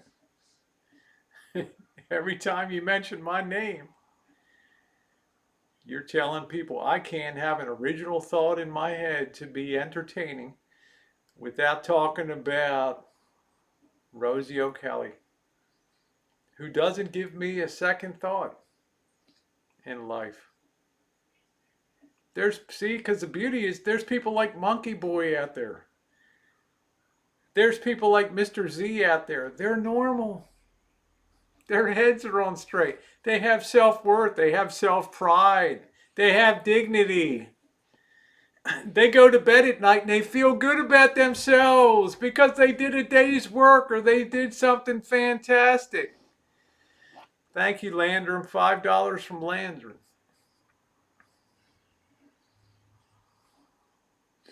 What's ultimately going to happen to him is the van's going to collapse. He'll be put into a FEMA roundup, and that'll be it.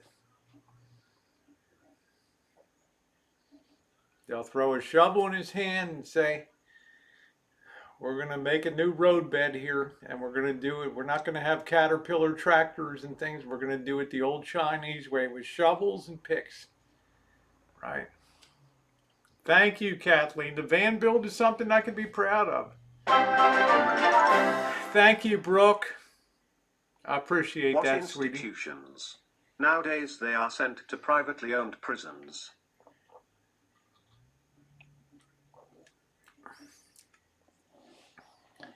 Yeah, I don't know. You know, Rumpelstiltskin. I don't get into people's lives, but when you have met somebody in person and you've bought them dinner, and then they will voice a negative opinion about you, that tells you about the lack of character of that individual and the low class, low rent person that they are. To me, it's not somebody to scold or yell at, it's to somebody to be pitied. Because when I look at the road ahead in the world, for those people, all I see is agony, misery to the nth degree because they're not mentally equipped to evolve forward, much less financially. They're to be pitied. The whole family is to be pitied. Good morning, Mike Jordan. Nice to see you. Yeah, there was a lot of skill. Thank you exhibited on that bill. I have no regrets about that. I took that on. And I knew as I would tell people to DeeDub, when the slob leaves, watch what happens. Thank you, Kathleen Elliott. Thanks for being you. Thank you, sweetie. I appreciate that. Yeah, our content is his content, DeeDub. And he's now reached the point where he's chewing off his arm on a nightly basis because he knows we have the content, he knows we have the views, he knows we have the charisma, he knows we have the history, he knows we have the ability to travel either individually or solo to bring content that you guys want to see. In other words, we are everything that he hoped he would be but never will be. I was even sent messages that he complained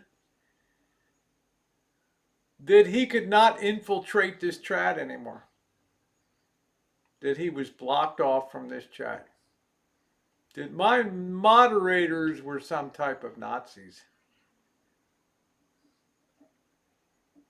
I'm proud of my moderators. I'm proud that they stood their ground.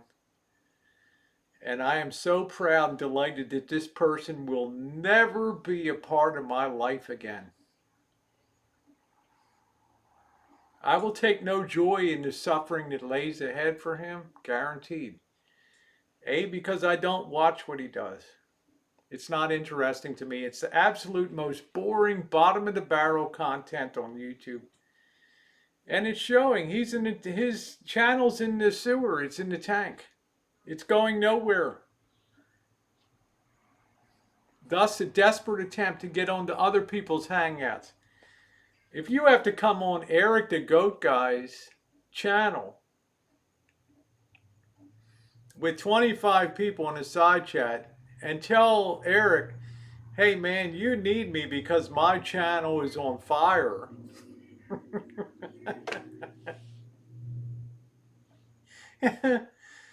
I'm sorry, but you look like the biggest dickhead in the history of the world. You have no self-worth at all. You have no dignity. That you lay yourself out like that, like a total a-hole, as if the guy gives a hoot about you.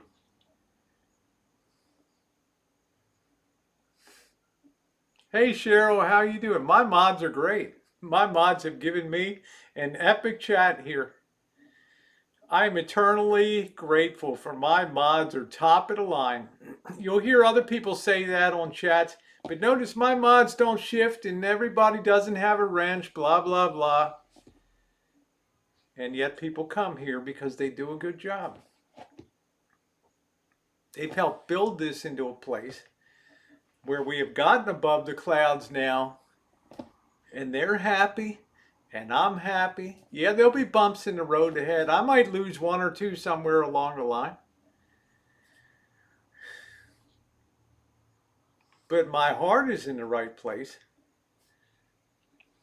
Good morning, Emerald. Nice to see you.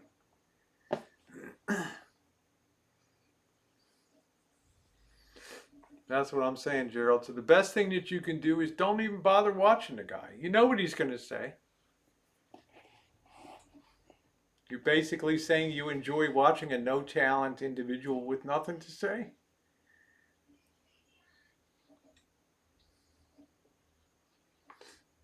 I'm moving more towards content, content, content. A little less in the way of live streams, but more doing those things that make me feel good, moving that cell phone around, seeing how far I can push the limits of cinematography with a simple little cell phone. I see guys in Las Vegas with big gimbals and big ass things walking around doing video. I don't want to do that. How you doing, Jennifer? Been real busy. Hope you're doing well. I hope you are too. Yeah, we even entertain trolls. Everybody's welcome here. How you doing, Amy? Nice to see you, honey. So let this ring forth so that all may hear. Every time you hear my name mentioned, one thought should click in your mind like a counter, going turning over like a speedometer, odometer. Yep, no content. Yep, no content. Rosy content. Rosy content. Rosy content. Rosy content. Validation of who really gets it done on YouTube and who's a follower licking my boots. Always will be, always has been, always will be.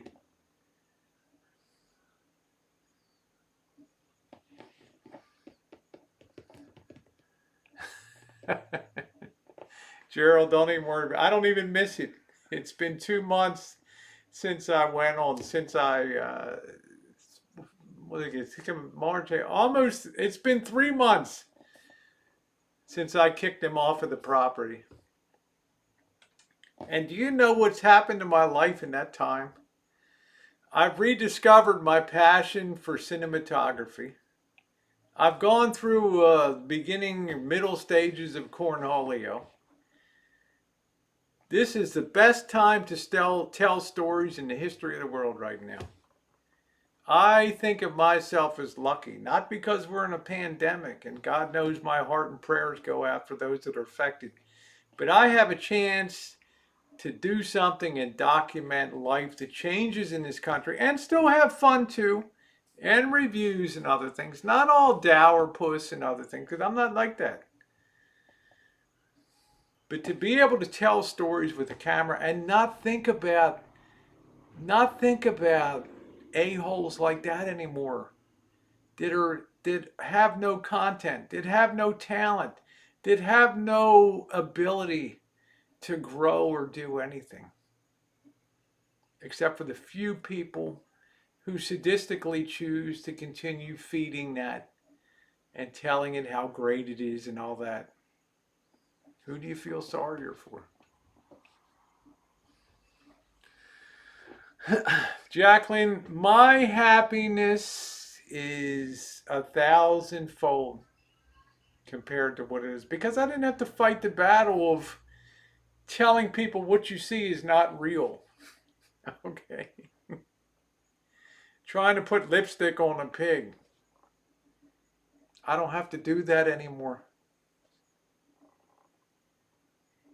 The pig always was self-evident. The pig will always be self-evident. I don't have to put lipstick on it anymore. I don't have to be around it. I've moved so far beyond that low-class, disgusting person, unkempt, unsanitary in every way. I don't have to worry about it anymore. This is your one and done spring tussle. This is it. And I speak up because of my friend Monkey Boy. and his tremendous service and remind you once again, you aren't even good enough to carry his shoes. Never have been, never will be. He's every definition of a real man. Everything you're not, he is. Oh, thank you, Sassy. I appreciate that. I appreciate that very much. Good night, Mouse. What was the final straw that got him to boot Julie Army Mom? Was my wanting to get on my way.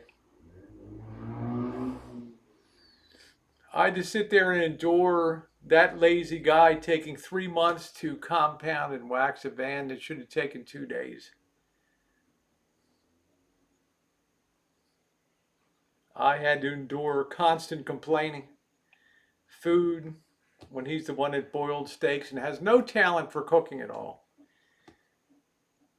Talked about being a foodie and yet eats crap every day. He's no foodie. He's the furthest thing from the foodie. He has no cooking talents whatsoever. Zero.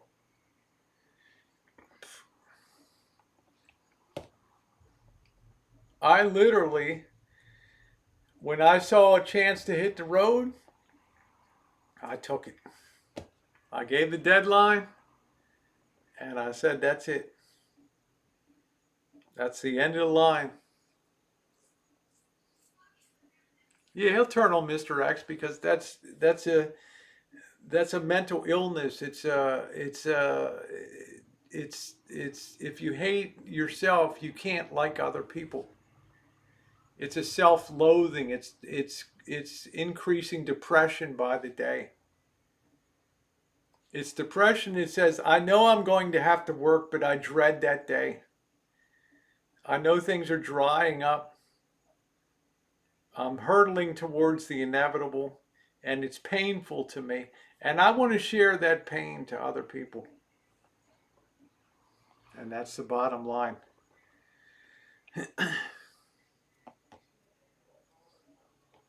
You don't have to tell me what to do, Landrum. I've got things well under control, my friend. I move on.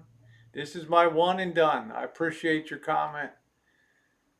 But I'm standing up for Monkey Boy here tonight. Now, I can almost predict to you that Fat Boy will be talking about that again because remember the odometer spinning over. No content, no content, no original content. Nothing to talk about that anybody would care about. If he ever tried to do a hangout talking about RVs, what would you have, 10, 15 people? In other words, the passionate things that he loves, like I like cinematography, and I like just hanging out and being positive and can fill up a chat room, no problem at all. He can't do that talking about his passion. Nobody cares about it. It's out of step with the times. It's almost rings ridiculous to people now. Whereas I get to come on and follow my passion every single day. It's beautiful.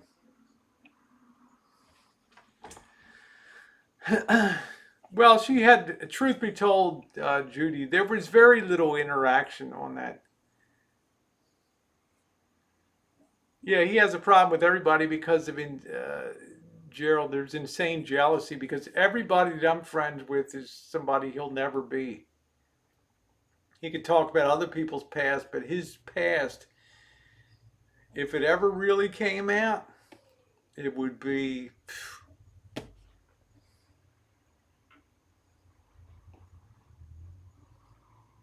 Yeah. Yeah, you got to find new sheep, and but the juice is drying up. Economics is drying up things. It works. Hello, Celeste. How you doing? Working like crazy. I'm gonna get one more beer here, and I'll be right back, and then we'll change on to.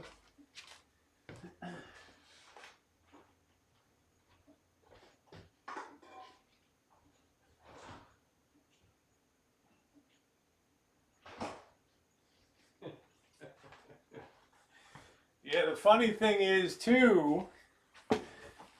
One of the people he confides in told me that he can't stop watching me. Every time I go live, every hangout I do, Every video I ever post, he watches and listens 100% of the time. Well, guess what, Elbow? I don't watch anything that you produce. Always been in nothing. Always will be in nothing on YouTube, and that's the bottom line.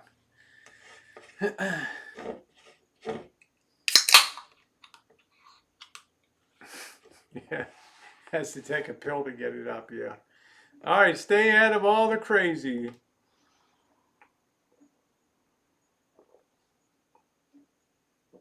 Yeah, well, I don't care, Speckled Pot. There's nothing I do that can be flaggable on my channel anymore. I'm so far within the bounds of YouTube these days. When you delete over 5,000 videos and you become remonetized, that's YouTube's imprint. You are A-okay.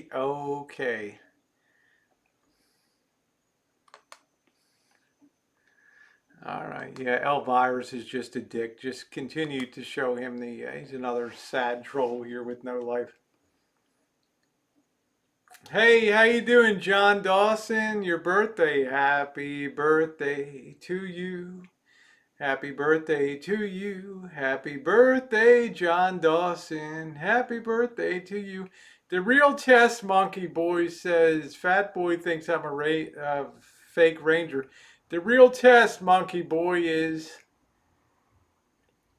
do you think he would ever have the nuts? Now remember, this guy has to take Viagra, okay?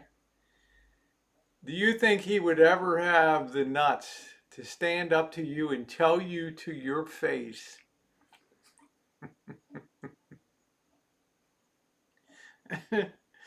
he'd be a quivering mass of jello? When we had the confrontation with Quinn, who stood the ground? I did. Who quivered? Monkey boy?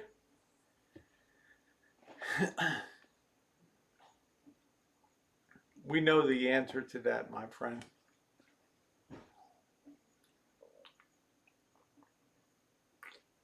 Jolly Army Mom, that's exactly the response he wants out of you. He wants you to say, he disrespect our military, makes me want to sap her up and teach him some manners. That's exactly the kind of response he wants. In a sick, pathetic, twisted, depressed, sociopathic mind, that's exactly the response that he hopes he'll see. Because he knows Monkey Boy's the real deal. But he knows if he fabricates a lie or an untruth, that people will talk about it. How sick is that? How mentally depraved is that?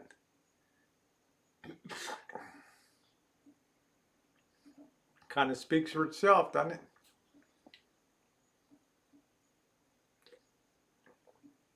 Yeah, I was just shaking. I didn't mean it, Monkey Boy. It was just for YouTube. It's easy when you're 1,900 miles away. But God, we've seen enough evidence. You get a real man face to face with Cockboy.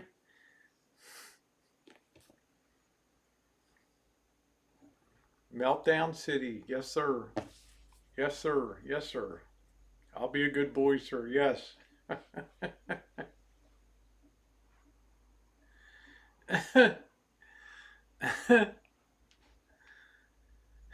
Elvirus, let me just educate you. I'm standing up for Monkey Boy. I could care less about.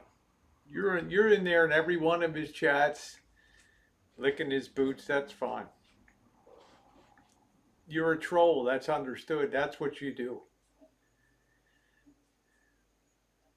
But if I didn't come on tonight and stand up for Monkey Boy after the hospitality he showed me and after all the proof and things that he evidenced to me, there was even a troll that messaged me tonight telling me, give me a link where you can order all that fake stuff. And I'm like, yeah, well, it was yellowed, it was curled, and it was typed out with a real typewriter.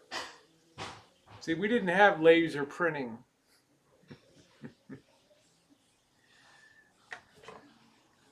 That's what kind of sick individuals you have out there.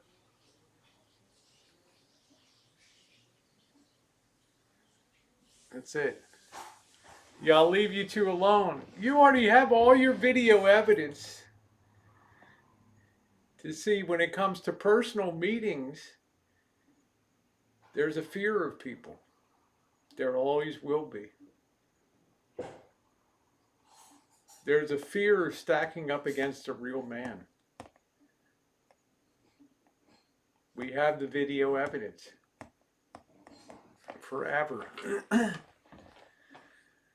Give me a ticket to Vegas. We have fun. I always do. Adios, Landrum. Thank you. Like the Chooch Vidge. I appreciate that.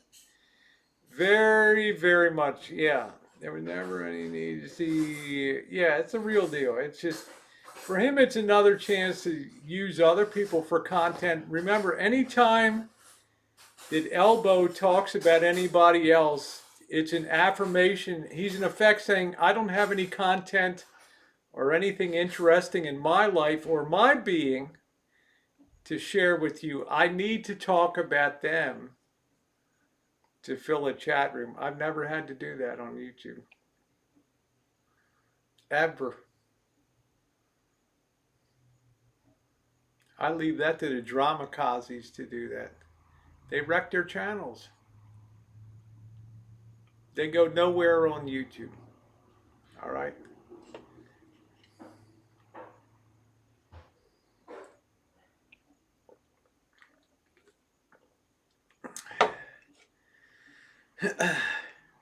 Yeah, well, Gerald, I'm just, we're past it. So this was my one and done tonight. Tomorrow we'll be returning once again to regular programming. I do have one more cinematic video to put up. Hello, Ward. Nice to see you. I'm proud of the people I've met in life. The Mr. Z's, the Monkey Boys. Isn't it amazing that they're the people that I have long-term relationships over 2 years now with Mr. Z? Months with Monkey Boy will go to years. Every time you go to Vegas, you can lift the phone. Mr. Z, what's up? Monkey Boy, yeah, let's get together. Vegas Vixen, yeah. Lori Green, yeah. God, what a nice feeling. DZ. You know how, thank you, Brooke. You know how great that is? To be able to know when you come to town that people genuinely want to meet you instead of beat the hell out of you.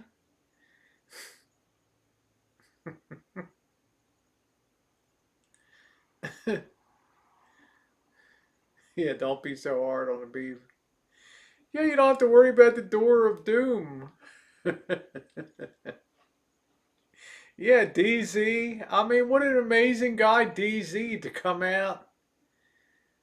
I can't wait to sit down with this man and share a couple beers and have some dinner, talk about YouTube and things. I mean, a guy puts up great stuff I'm already following on Instagram and things.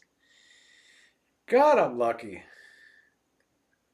How many people come up on the stream snipe? If somebody stream snipe, well, they don't stream snipe Elbow because he doesn't dare go live on the walking because they'd get killed.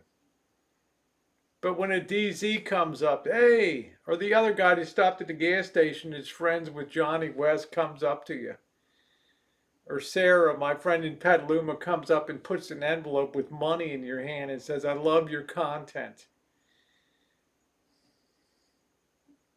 That'll never happen to that guy.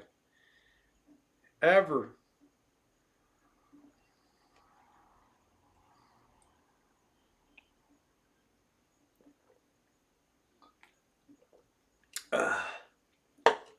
So I'm very happy now. I've met DZ, a real good content creator in YouTube. I highly suggest that you sub up to his channel.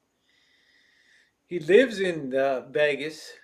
He's been out there covering the stories. He had some stuff, picture Treasure Island, and on his Instagram and stuff. And I'm looking forward to being his friend when I go down to Vegas and getting together. You know, it's just so great. People make YouTube. Normal people. Normal, self-respecting individuals that don't have to come on and talk about animalistic things, don't have to degrade people, don't have to be the missing link between animal and man. Actually have a mind that's educated and can think beyond where you're going to drop the next load. How refreshing.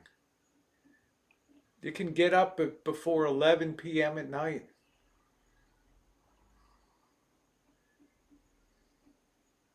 Yeah, I am, DZ. It was an honor. I was truly an honor to meet you, a creator like you. To be out there, to come up and be that nice and introduce yourself. And I mean, that's great. And I hope that's good. DZ's been following D since the beginning on YouTube, and he's a great guy. Yeah, I'm hoping we can do some content together. And when I get back to Vegas in a few weeks or whatever, I think that's outstanding. I think it'll be opened up again, Gerald. I just don't know what the future will hold. I don't know. When you expand your group of people like the DZs, the Mr. Zs,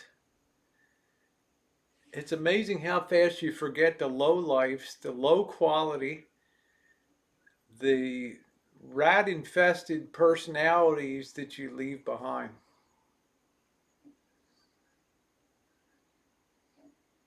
At one time I thought I'd be friends for a long time with Elbow, and then the reality hit me. There's nothing there.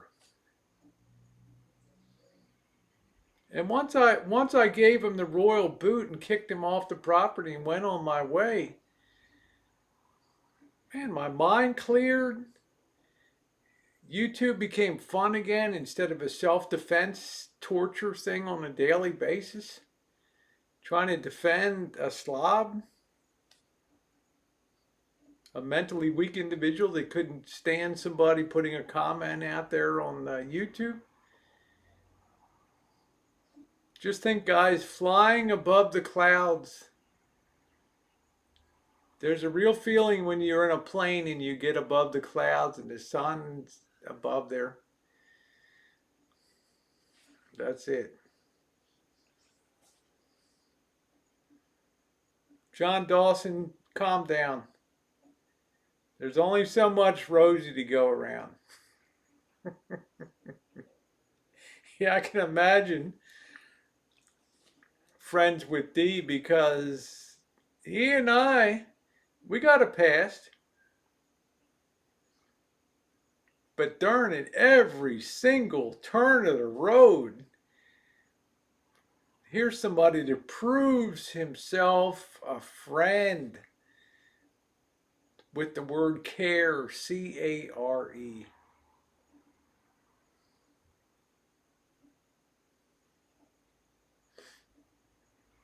It's a great thing. Yeah, there's nothing there.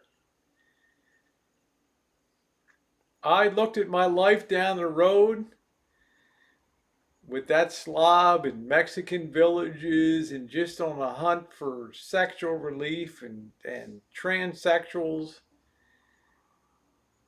And I thought to myself, do I really want to endure a future with an animal?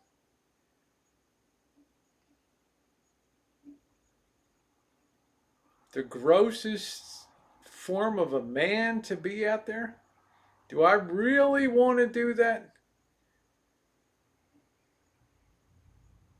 And I had to say no. And on February, whatever, the royal boot.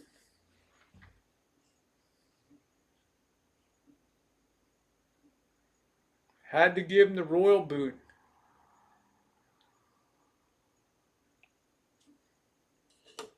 What's up, Juice? Yep, thumbs up are appreciated, guys. If you haven't hit that thumbs up, if you like the message tonight, hey, Magbella.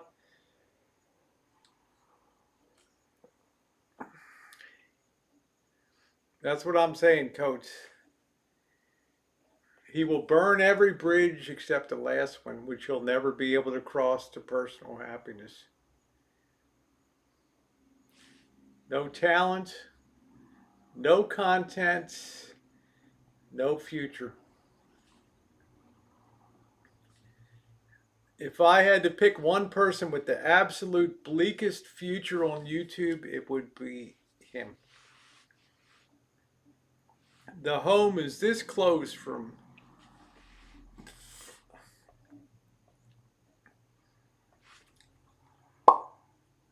gone. I hope it's 45 and reality bites. And the national unemployment rate is 20%. And guys, I need a job now. And you know what? There ain't nothing there.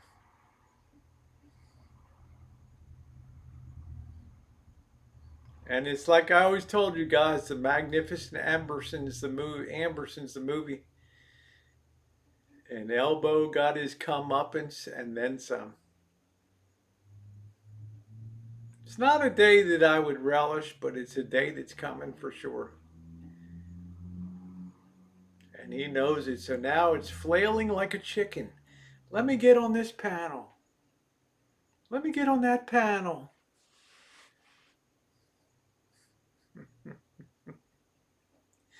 Desperation. Yeah, did not grow mentally past the age of about 11. Yep, you made a kickstand. You made it to my members only stream.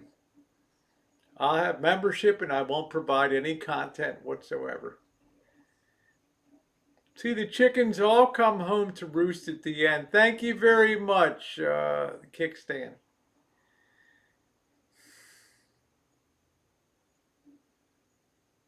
Amy's life journey. Somebody that repeats themselves constantly is a person that's of a very low IQ, very low native intelligence. The mind, whereas the average person's mind will get into third or fourth gear. Some people get into overdrive. If your mind is constantly sputtering in first gear, it's impossible for you to get out of the loop of self-repeating all the time. Okay, that's the bottom line. I heard is charging for, I don't know, Kathleen. I don't watch it anymore.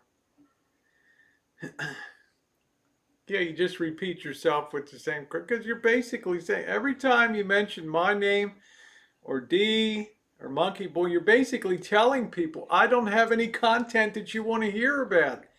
Without Rosie O'Kelly, I'm a zero on YouTube, which is true. Just remember that. And remind him, oh, there you go again. No content of your own. Elbow, the low-hanging fruit of Rosie O'Kelly. How wonderful. DeeDubs, Monkey Boy. Zero content.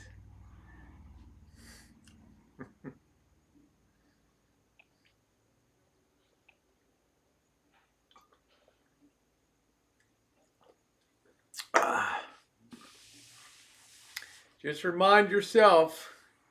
So every time it goes by, just say, hey, elbow, the odometer just clicked over again. Another vote for Rosie O'Kelly.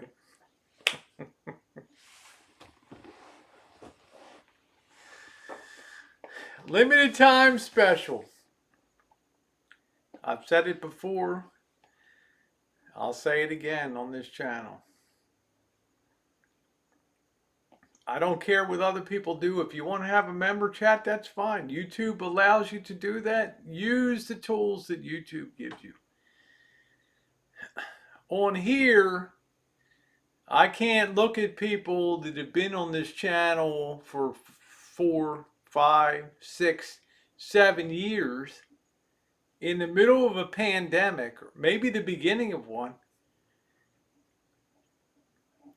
and tell them, support me on a regular basis by making a commitment to me.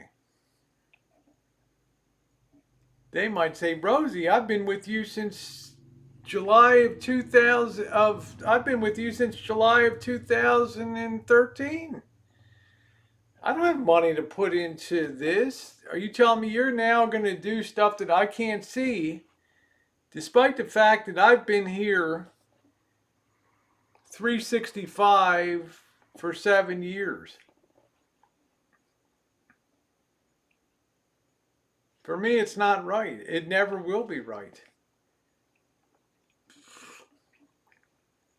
YouTube, tips, super chats should be absolutely voluntary within the individual's means. People come here to be entertained now more than ever. They can hear about Cornholio every day on the news. All right. Yeah, Rangers strike day or night. That's right. Yeah, make us some snacks. There you go. Oh, you'll see the contrived dumpster diving, the under the bridge, the usual stuff that's designed by Elbow to make you feel sad for him. When in reality, he always has several $1,000s in a bank account stuck away. And he's laughing at you the whole time that you're donating to him. The secret funds, the $4,000 account. It's true.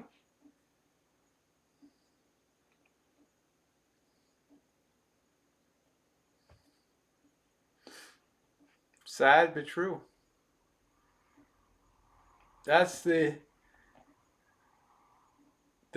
Beyond that is the wall of doom. If that has to be penetrated and used, that's the wall of doom. That's the fail safe. That's the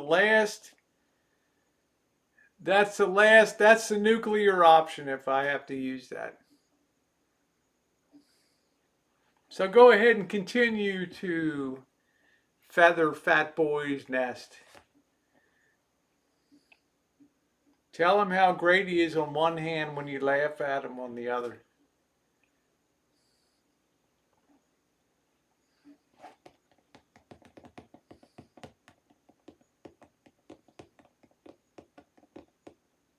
Is Atlanta in here? Hey, Atlanta, how you doing? Nice to see you. Haven't seen you in a while. I mean, I don't really care. But memberships, I get pressed every day. Rosie, you could do great with memberships and things like that. I can't segregate people in my channel. I just can't do that. There's people that have built this channel for years that, you know, the Susies. How you doing, Russ? Not everything on YouTube is right for everybody, right? It's not just because YouTube makes a tool available doesn't mean doesn't mean anybody has to grab it. There's no requirement. And yeah, some days I get some kind of frustrated when, why don't you do this thing? I'll do that for, you know, 10, but I don't want you to do it. I don't want to cross that. It's not of interest to me. I want to just take a camera, go out there and do content, do live streams, and have the confidence that The future will take care of itself. I don't have to worry about that crap. How you do? Yeah, Atlanta. Nice to see you, man. I haven't seen you in a long time. Good to see you. It's okay, Jay Berlin. It's a free country. I don't really care. Norm's been nice to me. I got no problem with Norm at all. Norm sees things as entertainment. That's fine. I mean, like I said, I can't tell other people what to do. On one hand, Norm tells me he values quality individuals, and then on the other hand, he obviously, an entertainment factor there. It's fine. It is what it is. He just killed the whole bottle of wine. Amy, let me tell you this, honey. You're very special to me on this channel. You're special because you do you. This is Amy's life journey. A very interesting person on YouTube. Amy, you've had great success on YouTube being who you are. I don't ever want to influence you. If you think you'd like to have a membership thing, it might be perfect for you.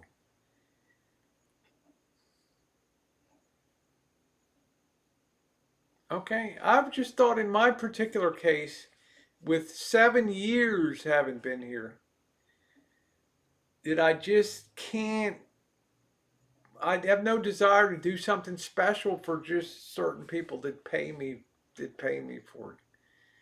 I want to put everything out to everybody all the time.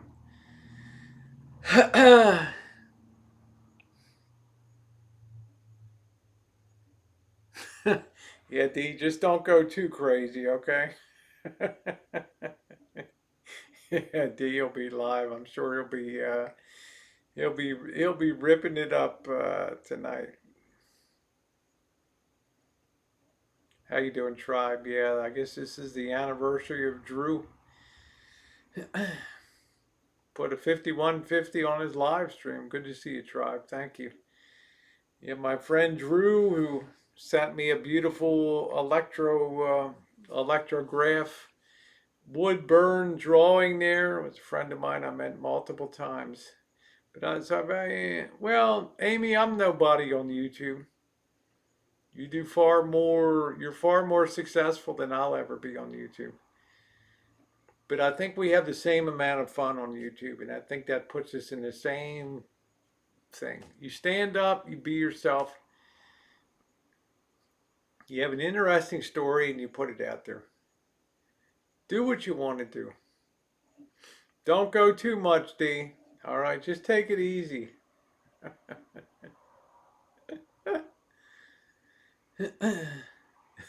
Coach, give me hell. Well, maybe I'll have one more because I was deficient in beer in Las Vegas. Okay, it's hard to find a liquor store with that. I don't always want to go in 7-Eleven when everybody's got Cornholio. Deborah Langley, how you doing? No problem, Amy. Be right back.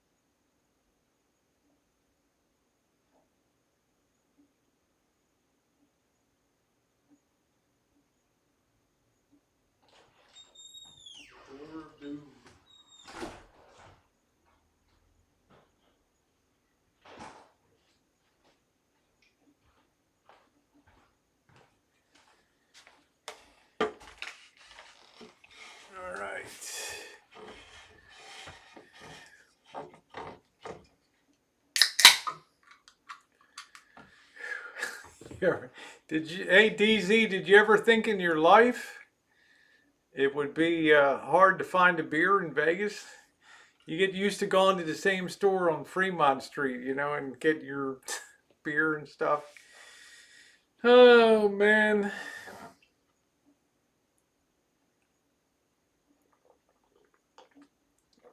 Once again, please make sure you subscribe to DZ's channel there. Guy I happen to meet in person.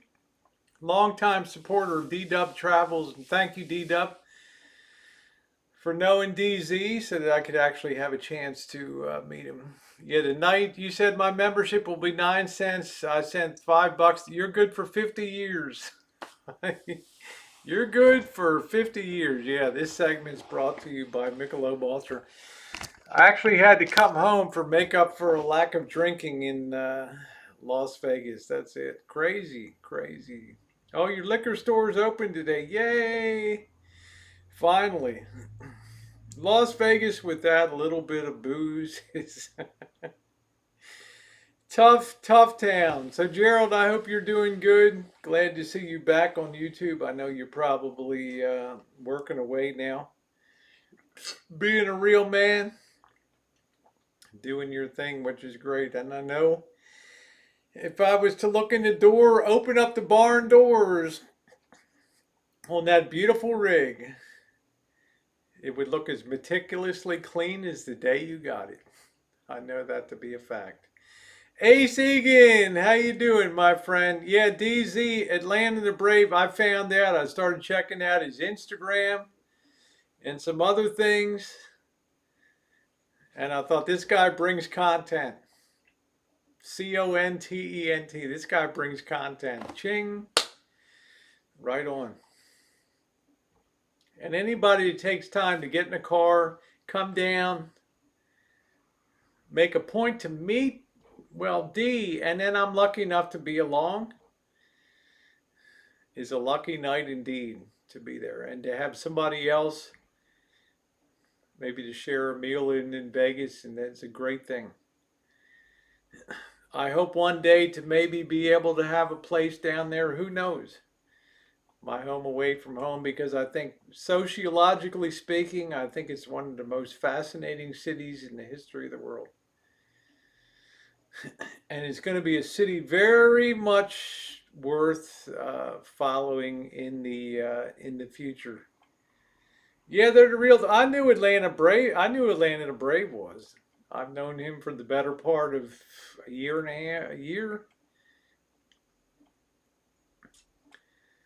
So, but I consider myself fortunate. If you can widen your circle of friendships in a city, man, I cannot impress on you how great that is.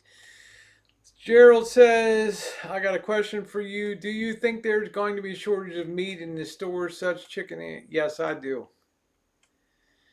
I think it'll be a shortage of price. You know, there'll be meat there, but I told D today, you know, he's looking, I want to make something good for Kitchen Stadium. I want to do something good on Saturday night. And he brings over the packages. I'm like horrified. It's like, oh, my wig standing on end. I'm like, man, did you see the price of this stuff? It might be cheaper to buy an ounce of gold than these steaks. And he's like, doesn't matter. This is what friends do,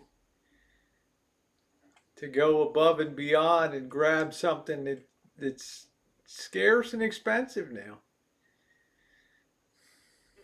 That's quite the compliment in life.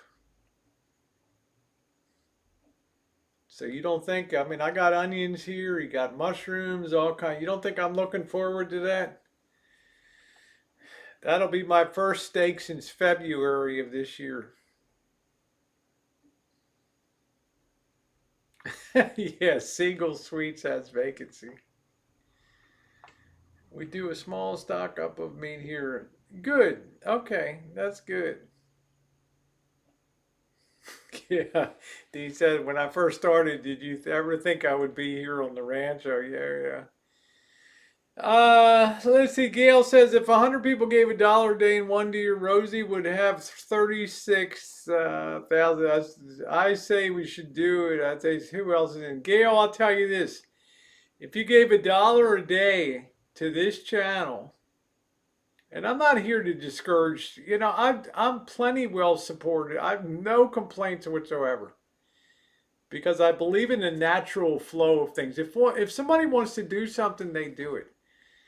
But when I do the math at $1 a day, I think $360. How much could that person have bought for themselves to provision against an uncertain future?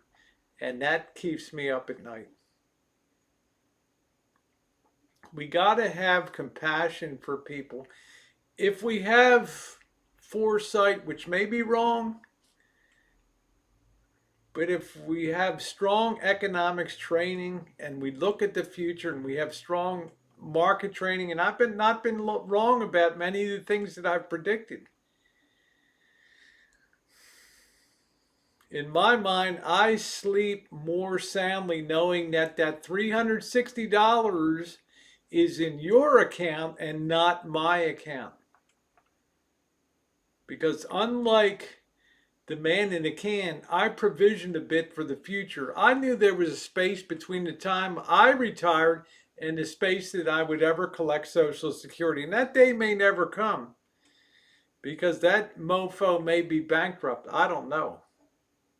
But I was smart enough to take care of myself a little bit. Not that I could be DeeDub travel and throw steaks into the cart, but I could take care of paying the bills. I could take care of Missy Jen, still be able to travel cheaply and do things. So for me to know the money is in your account, Gail, is much better for my channel in the long run because you'll still be here watching. You won't be thinking about if I hadn't have put that $360 into that account, I'd be able to pay my water bill, my electric bill for 3 months. I don't want to be that person. I will never be that person. I have too many insights that I hope are wrong for the future. Yeah, well, you might get another stimulus check, crazy head. There you go, Tribe gave me over $8,700 and infinite views and gave me the gift of Skiwi and vlogger puppets, right? The greatest day in 2020 was when I arrived as a star on Vlogger Puppets channel again after a 5-year hiatus. Thank you, Vlogger Puppet. And I know you're watching. Thank you. Because you appreciate quality content. London Broil. There you go. Yeah, there you go. Hey, Cesar. How you doing? Stimulate my economy. That's it. I'd like to stimulate you, Alan Gold. I'd like to put on the 14-ounce gloves and just get into the ring. Feather my left and just knock you out, man, with the right. How much do you think that YouTube is making? I'm not sure, Amy. I'm not sure. I don't really, honest to goodness, I don't really think about money per se on the daily, and I don't think that you do too. If you start thinking about money, you put the cart before the horse. You start flogging for money. You start flogging people, and it turns people off. You want people to come to your channel. That should be your priority if you're a content creator, is growing your channel, not growing your bank account. Okay, that'll take care of itself. Simulated, that's it. 1,200 thread count.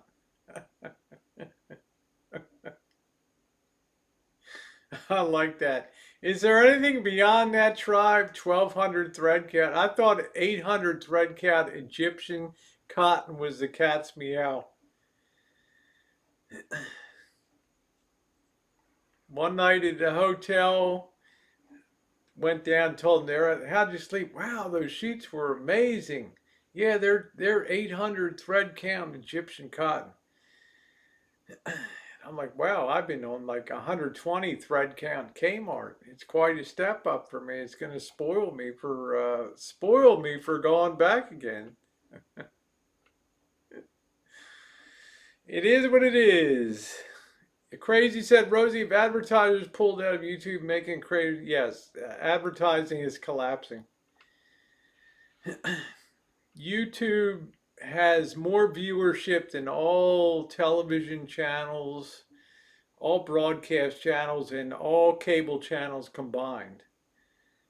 But the problem is there's no sense advertising when you can't stimulate purchasing power right now. Nobody in their right mind wants to go out and purchase a $60,000 quad cab F-350 pickup truck.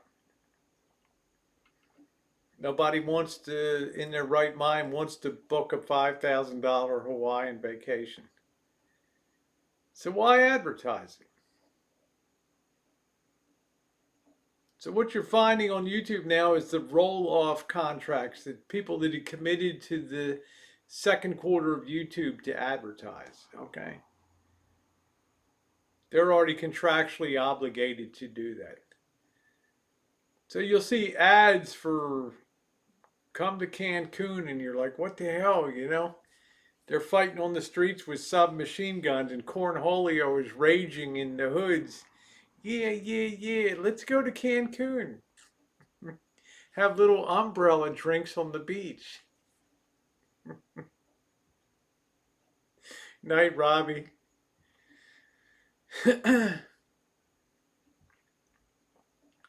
What you're going to see is probably a 70 to 80% at the nadir. At the low, because remember the eyeballs are all here, but you know, we know in business, well, those of us who studied business know that when times get tough and you have to deal with rationing a business and rationalizing a business for the future, the first thing you cut is advertising and promotion budgets.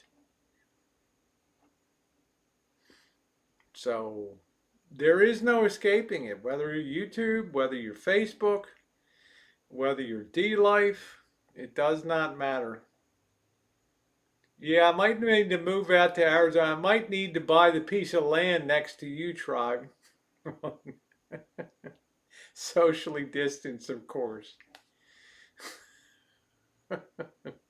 Yeah, no vacations this year.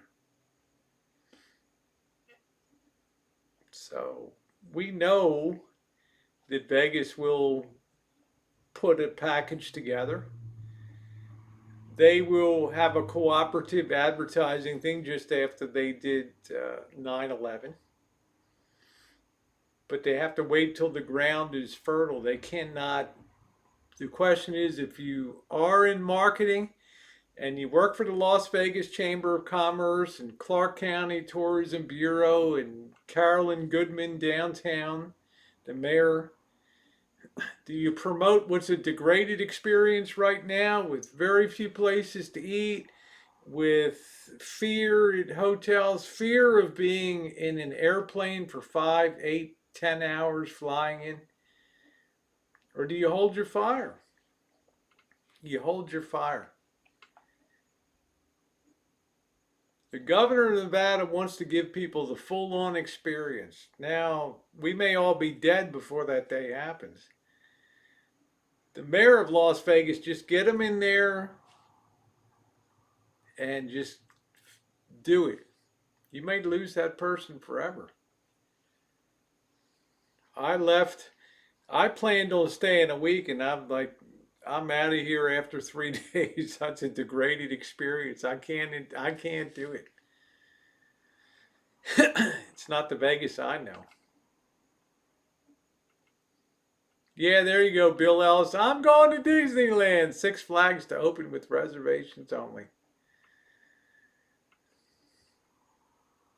So we'll see. I hope we have a V-shaped recovery, but I just don't know. But I do know one thing: Vegas will reinvent itself. Okay, the mattress topper. Yeah, I wish I had. Good day, Blanky. How are you? Hope you're faring well in Australia there. Let me check my somebody keeps messaging me here.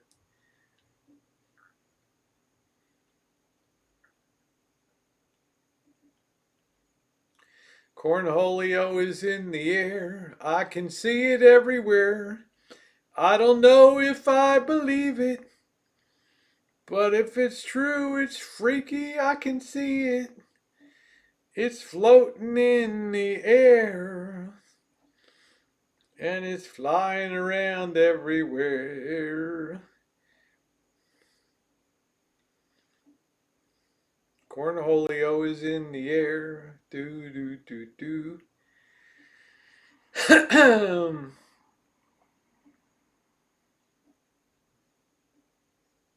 Ooh.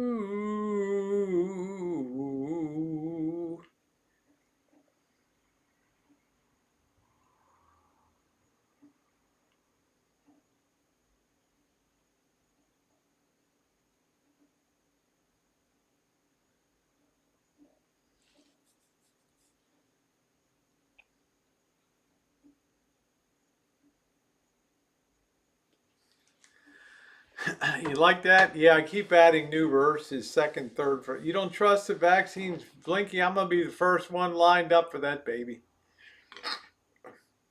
I've gotten a seasonal vaccine, everything I can get. She's doing good, Rhonda. Everybody's okay. I don't know. The one's been out of communication for 4 months. She's with the United States Space Force somewhere in the Middle East, probably sitting on the joystick, sending some missile into some shithole cave into Iraq. I don't know. I worry. What's on? What's up, Fourscore? What it is, bro? What it is? How you doing? My new company is Ventilators or Us. Hey, Draftor Steve, how are you, sweetie? The legendary Four Scores has arrived. Four Scores? I heard you got a girlfriend now. Good, good, good for you. Good, good, good. I heard you might be moving to Montana one day to be a dental floss tycoon. Who put a computer nerd in charge of world health? Fuck that. Who's that? Bill and Melinda Gates? I don't know. I don't know, Blinky. You're asking the wrong person. Anthrax vaccine. Yeah, yeah, yeah. I don't know. If it's out there, just give me the thing. I don't care. I'm tough as nails. That's right, Darby. One thing's for certain, Amy, when society crumbles, it's going to be ex-military and the like who have a leg up when chaos consumes everybody. It'll be, hey, Jewel. Yeah, I saw Madowix was on my chat last night, so I think Madowix is doing good. They did a good job managing things down in New Zealand. Oh, you're going to be an RV salesman, Four Scores? God, please don't sell Class B camper vans. Thank you, Jen Jen. We don't F-bomb here. I love Jen Jen. She's been an outstanding moderator. It snowed this week. My brother's yard got covered. Oh my goodness. Oh Lord. I don't think I'll be moving. I was just thinking of Frank Zappa, the dental floss tycoon, for those of you who are old enough. Yeah, go with tomorrow night's Search Cornholio. That's it. Bill Gates can't make a good computer software, but Well, remember, Bill Gates never designed any software in his life. Bill Gates was smart enough to see, doesn't always take the person that invents it to make the money. The McDonald brothers never made a lot of money off of McDonald's, all right? It took a guy like Ray Kroc to have a vision like, hey, yeah, I could do this. I could take this concept and franchise it. Bill Gates stumbled across some guys that developed an operating system for a computer and tried to ship it, got to the guys and tried to sell it to IBM, and IBM said, there's probably no future in personal computing for desktops. We'll pass. And Bill Gates bought it on the cheap because he had a vision of the future, okay? Just like Steve Jobs. Steve Jobs didn't give a flying about programming. He knew about design, programming, right? Thank you, Vixen Cat. Thank you, my sweet. Hello to you, doll. Make sure this thing is gonna fire off, I hope. Hello, my lovely Rosie. Heart, heart. Good night, monkey boy. Thank you for being you. I hope it didn't bust my diet to have a few beers tonight. You got to treat yourself once in a while. I think Bill Gates' heart's in the right place. There's so much information flow now. What do you want to listen to? You want to listen to Fauci? You want to listen to Gates? You want to listen to Treasury Secretary Mnuchin? You want to listen to President? Dr. Bricks or whatever the hell her name is? I mean, what the hell? China trying to steal the well, they're probably light years ahead of us anyway, to tell you the truth, Johnny. Good old monkey boy. He's like, Rosie, get that up higher. There you go. His mom worked for Thomas. Yeah, Thomas Watson. 1911, IBM was founded. Thomas Watson Sr. Okay. But it doesn't always mean you have the vision to see the future. Okay. Digital Equipment Corporation. They were the big thing when I was in high school. We had the very first mainframe high school computer in Baltimore City. All right. Big thing took up a whole room, air conditioned, pampered,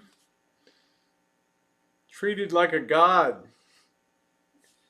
I went in there, I had computer class, senior year, 1976. And the teacher's like, you got to take these little cards and you got to sit at this machine and you got to punch in what you wanted to tell you to do. All right. And first exercises we'll do 2 plus 2. You had to do a damn stack of cards this thick. IBM punch cards and feed them in. And then this thing would print. And I said to the teacher, I said, what the hell? I got to do an inch of cards to tell what 2 and 2 is? It's like, yeah. What do you think it is? I said, there's no future in this person. There's no future in this computer thing. Are you kidding me? He's like, one day these things will be small and desktop. They'll sit on your desk. You can interact with other people. I'm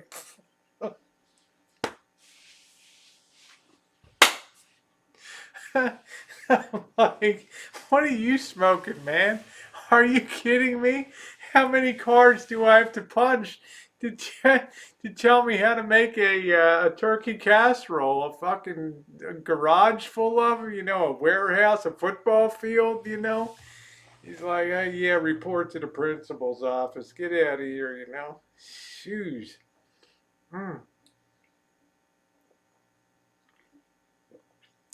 Sometimes it takes the person a vision to see something that's made and make the real money on it. I don't know, Blinky. It's just so Rosie doesn't know it all.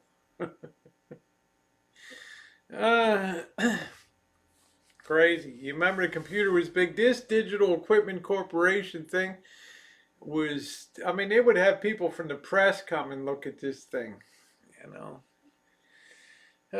Yeah, garage full of cars. We're still typing here. You know, this sucks, man. This really blows. Hated that.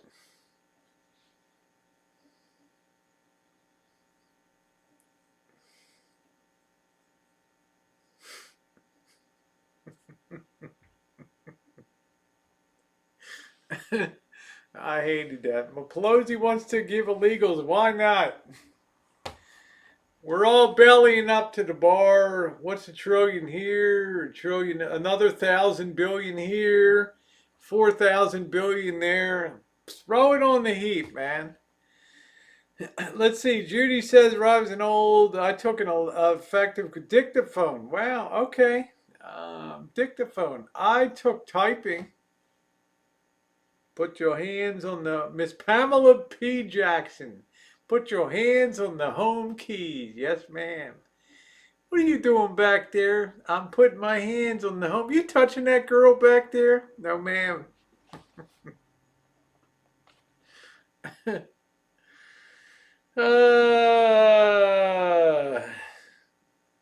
Well, it's good to see you, Jen Jen. Hang 'em all, baby. Yeah, now it's funny to see laptops from big computers. I do. John Dawson, I'm not dancing, man. Knock it off.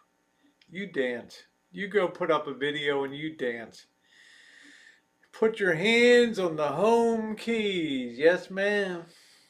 You have no idea what you doing down there, do you? No, ma'am. You think you're gonna pass this course? No, ma'am. I'd rather be in woodshop. Get the hell out of here. My mom was a key punch operator, Penn Mutual in Philly. There you go. There you go, prepping. Nice to see you, by the way. Yeah. Yeah, read the Heroes Bill. But, they call it that so people, I guess, well, I don't know. I don't want to go into politics. I don't want to go into. I've never been a stripper in my life, John Dawson. I come out fully stripped. You can come to my baking show on Rosie McNamara. I'm going to make a sour cream coffee cake, okay?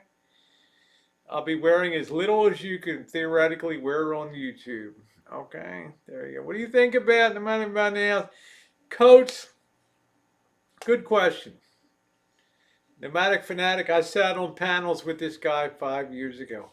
It seems to me that the time these guys are doing everything backwards. Camper Van Kevin, Nomadic Fanatic. It seems to me you should be selling your home now and then moving into the mobile life. These guys went 5 years with the nomad life. Now they're paying top dollar for housing. They're not going to be on the road anymore. And the very time you should be having sold that and then be on the road, they're counter. Their content's going to go like that. Okay. Their house values are going to go like that. It's called shooting yourself in the foot. Okay, take care, Amy.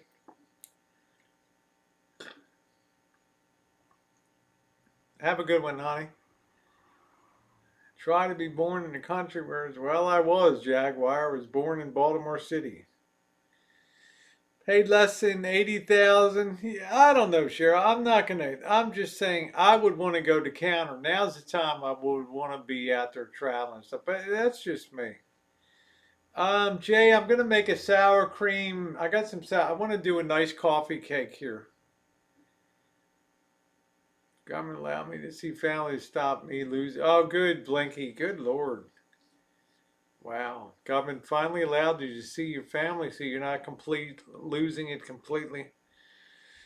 Well, at least in California, that's true, Julie. That's for damn sure. It's a weird world. You should see Alan Gold.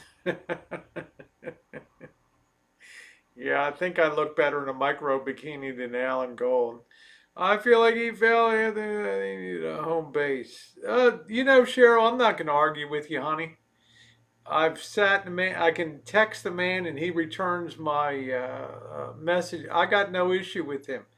But coach asked me about it, and I just think the trend is kind of. I don't know. I don't know if I want to be committed to that. But if it's an $80,000 home, I'm not going to argue with you. And if it makes him happy, then God love God love him. That's fine. My little mom just always put me on. Oh, there we go. There's Darby said my little old mom, who's disabled, always has me put on Rosie when I visit her. Isn't that great? Yeah, yeah, yeah. God forbid the day I wear my bra, right? I think it's been about over a year since I had a bra on. Hello, DJ.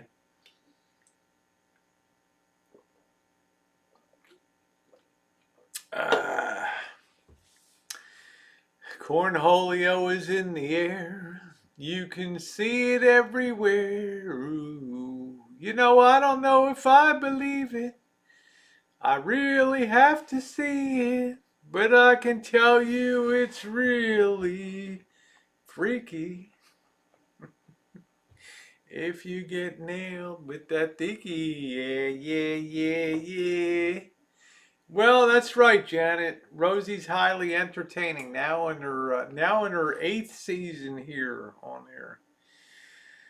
Yep, nobody flirts it better.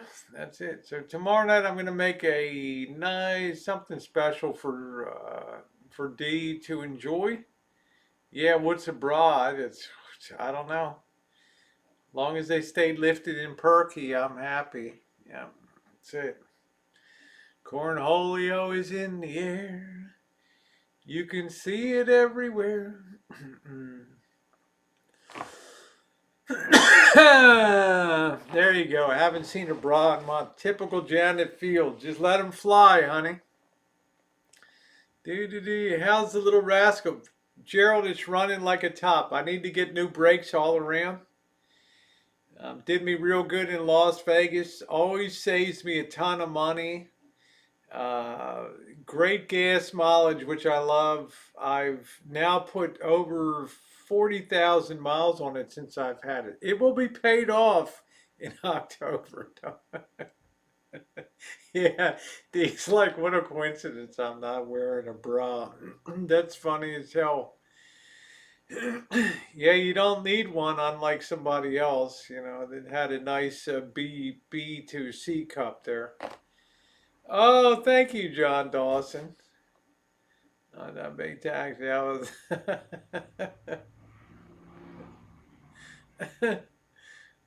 Thank you, Don. I try to do new versions of it, new iterations of it.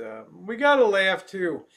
If we can't have fun, how many you want to turn on the news and hear more about Cornholio and Treasury Secretary Mnuchin? Yeah, we're going to have this and that, and then Fauci and Dr. Bricks or whatever, and the guy testifying that got the boot. Yeah, it's the winter of hell. You gotta live my life, right? You want to be in the van sleeping? This guy's probably in an $800,000 home. I'm like, yeah, yeah, yeah. I got a $13,000 van. You want to trade? You want to talk about a winter hell night blinky? I'm very happy with the little rascal coach. It's very livable for me. Very livable. There's a lot wrong with undocumented people. They don't respect the borders of America. I have a huge problem with that. Huge problem. They don't do anything to build their own country. They should put their efforts towards that. A lot of them are low-life people too. I hate to tell you. Love is in the air. Thank you, DJ. Do do do do do do do do. Illegals break the yes, they do. They break the law. Why even have laws in America if you can allow anybody to walk across the border and claim they're hardworking? That's the biggest bunch of bullshit in the history of the world.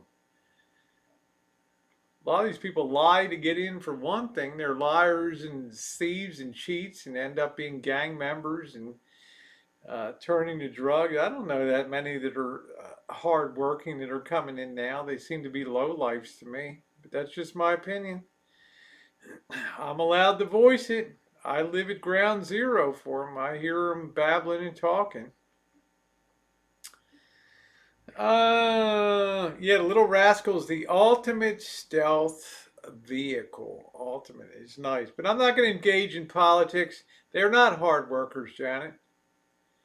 That's your perception of it from what the news tells you, but from ground level, the days of the hard working ones are long gone. Okay. The rest of them are here for benefits, free handouts, and whatever Americans can do for them. Hate to tell you, but the word got back to the homeland on the jungle telegraph. The days of the hard-working ones, gone. Gone. They're not picking my food. The ones that are picking my food are 45, 50 years old, have been here for 20 years.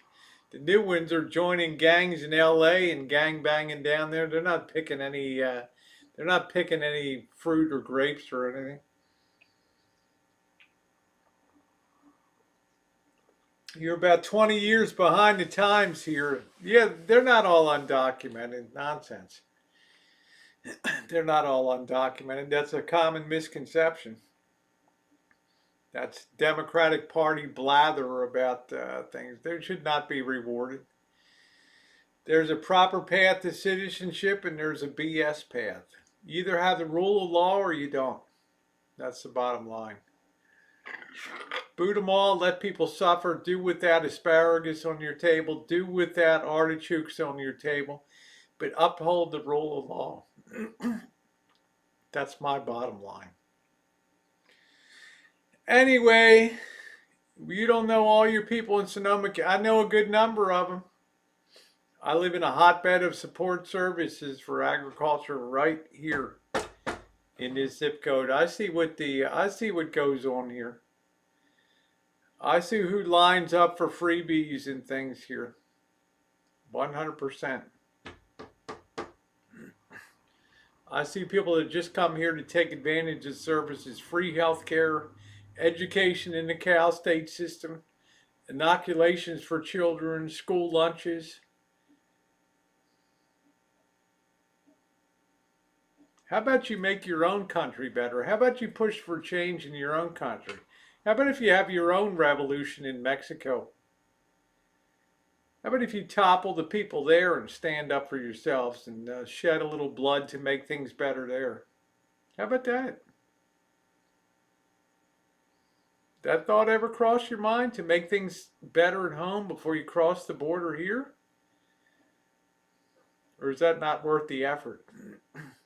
Enough said. Anyway, I'm going to close it down. It's been over 3 hours. It has been an epic stream tonight. I want to thank you guys for being on. God loves everybody. But remember what God said, right? Render under Caesar those things that are Caesar. Render under the Lord those things that are Lord. It's up to men to run planet Earth, okay? Render that, all right? Send some meat my way if you have it.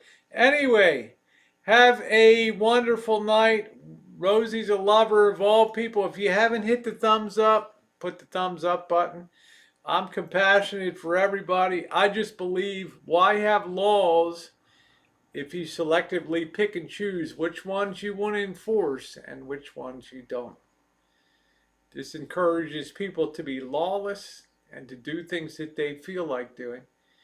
And we become, before you know it, a country that's lawless and does not recognize laws. Have a great night, everybody. Much love to you. And yeah. Have a good one, everybody.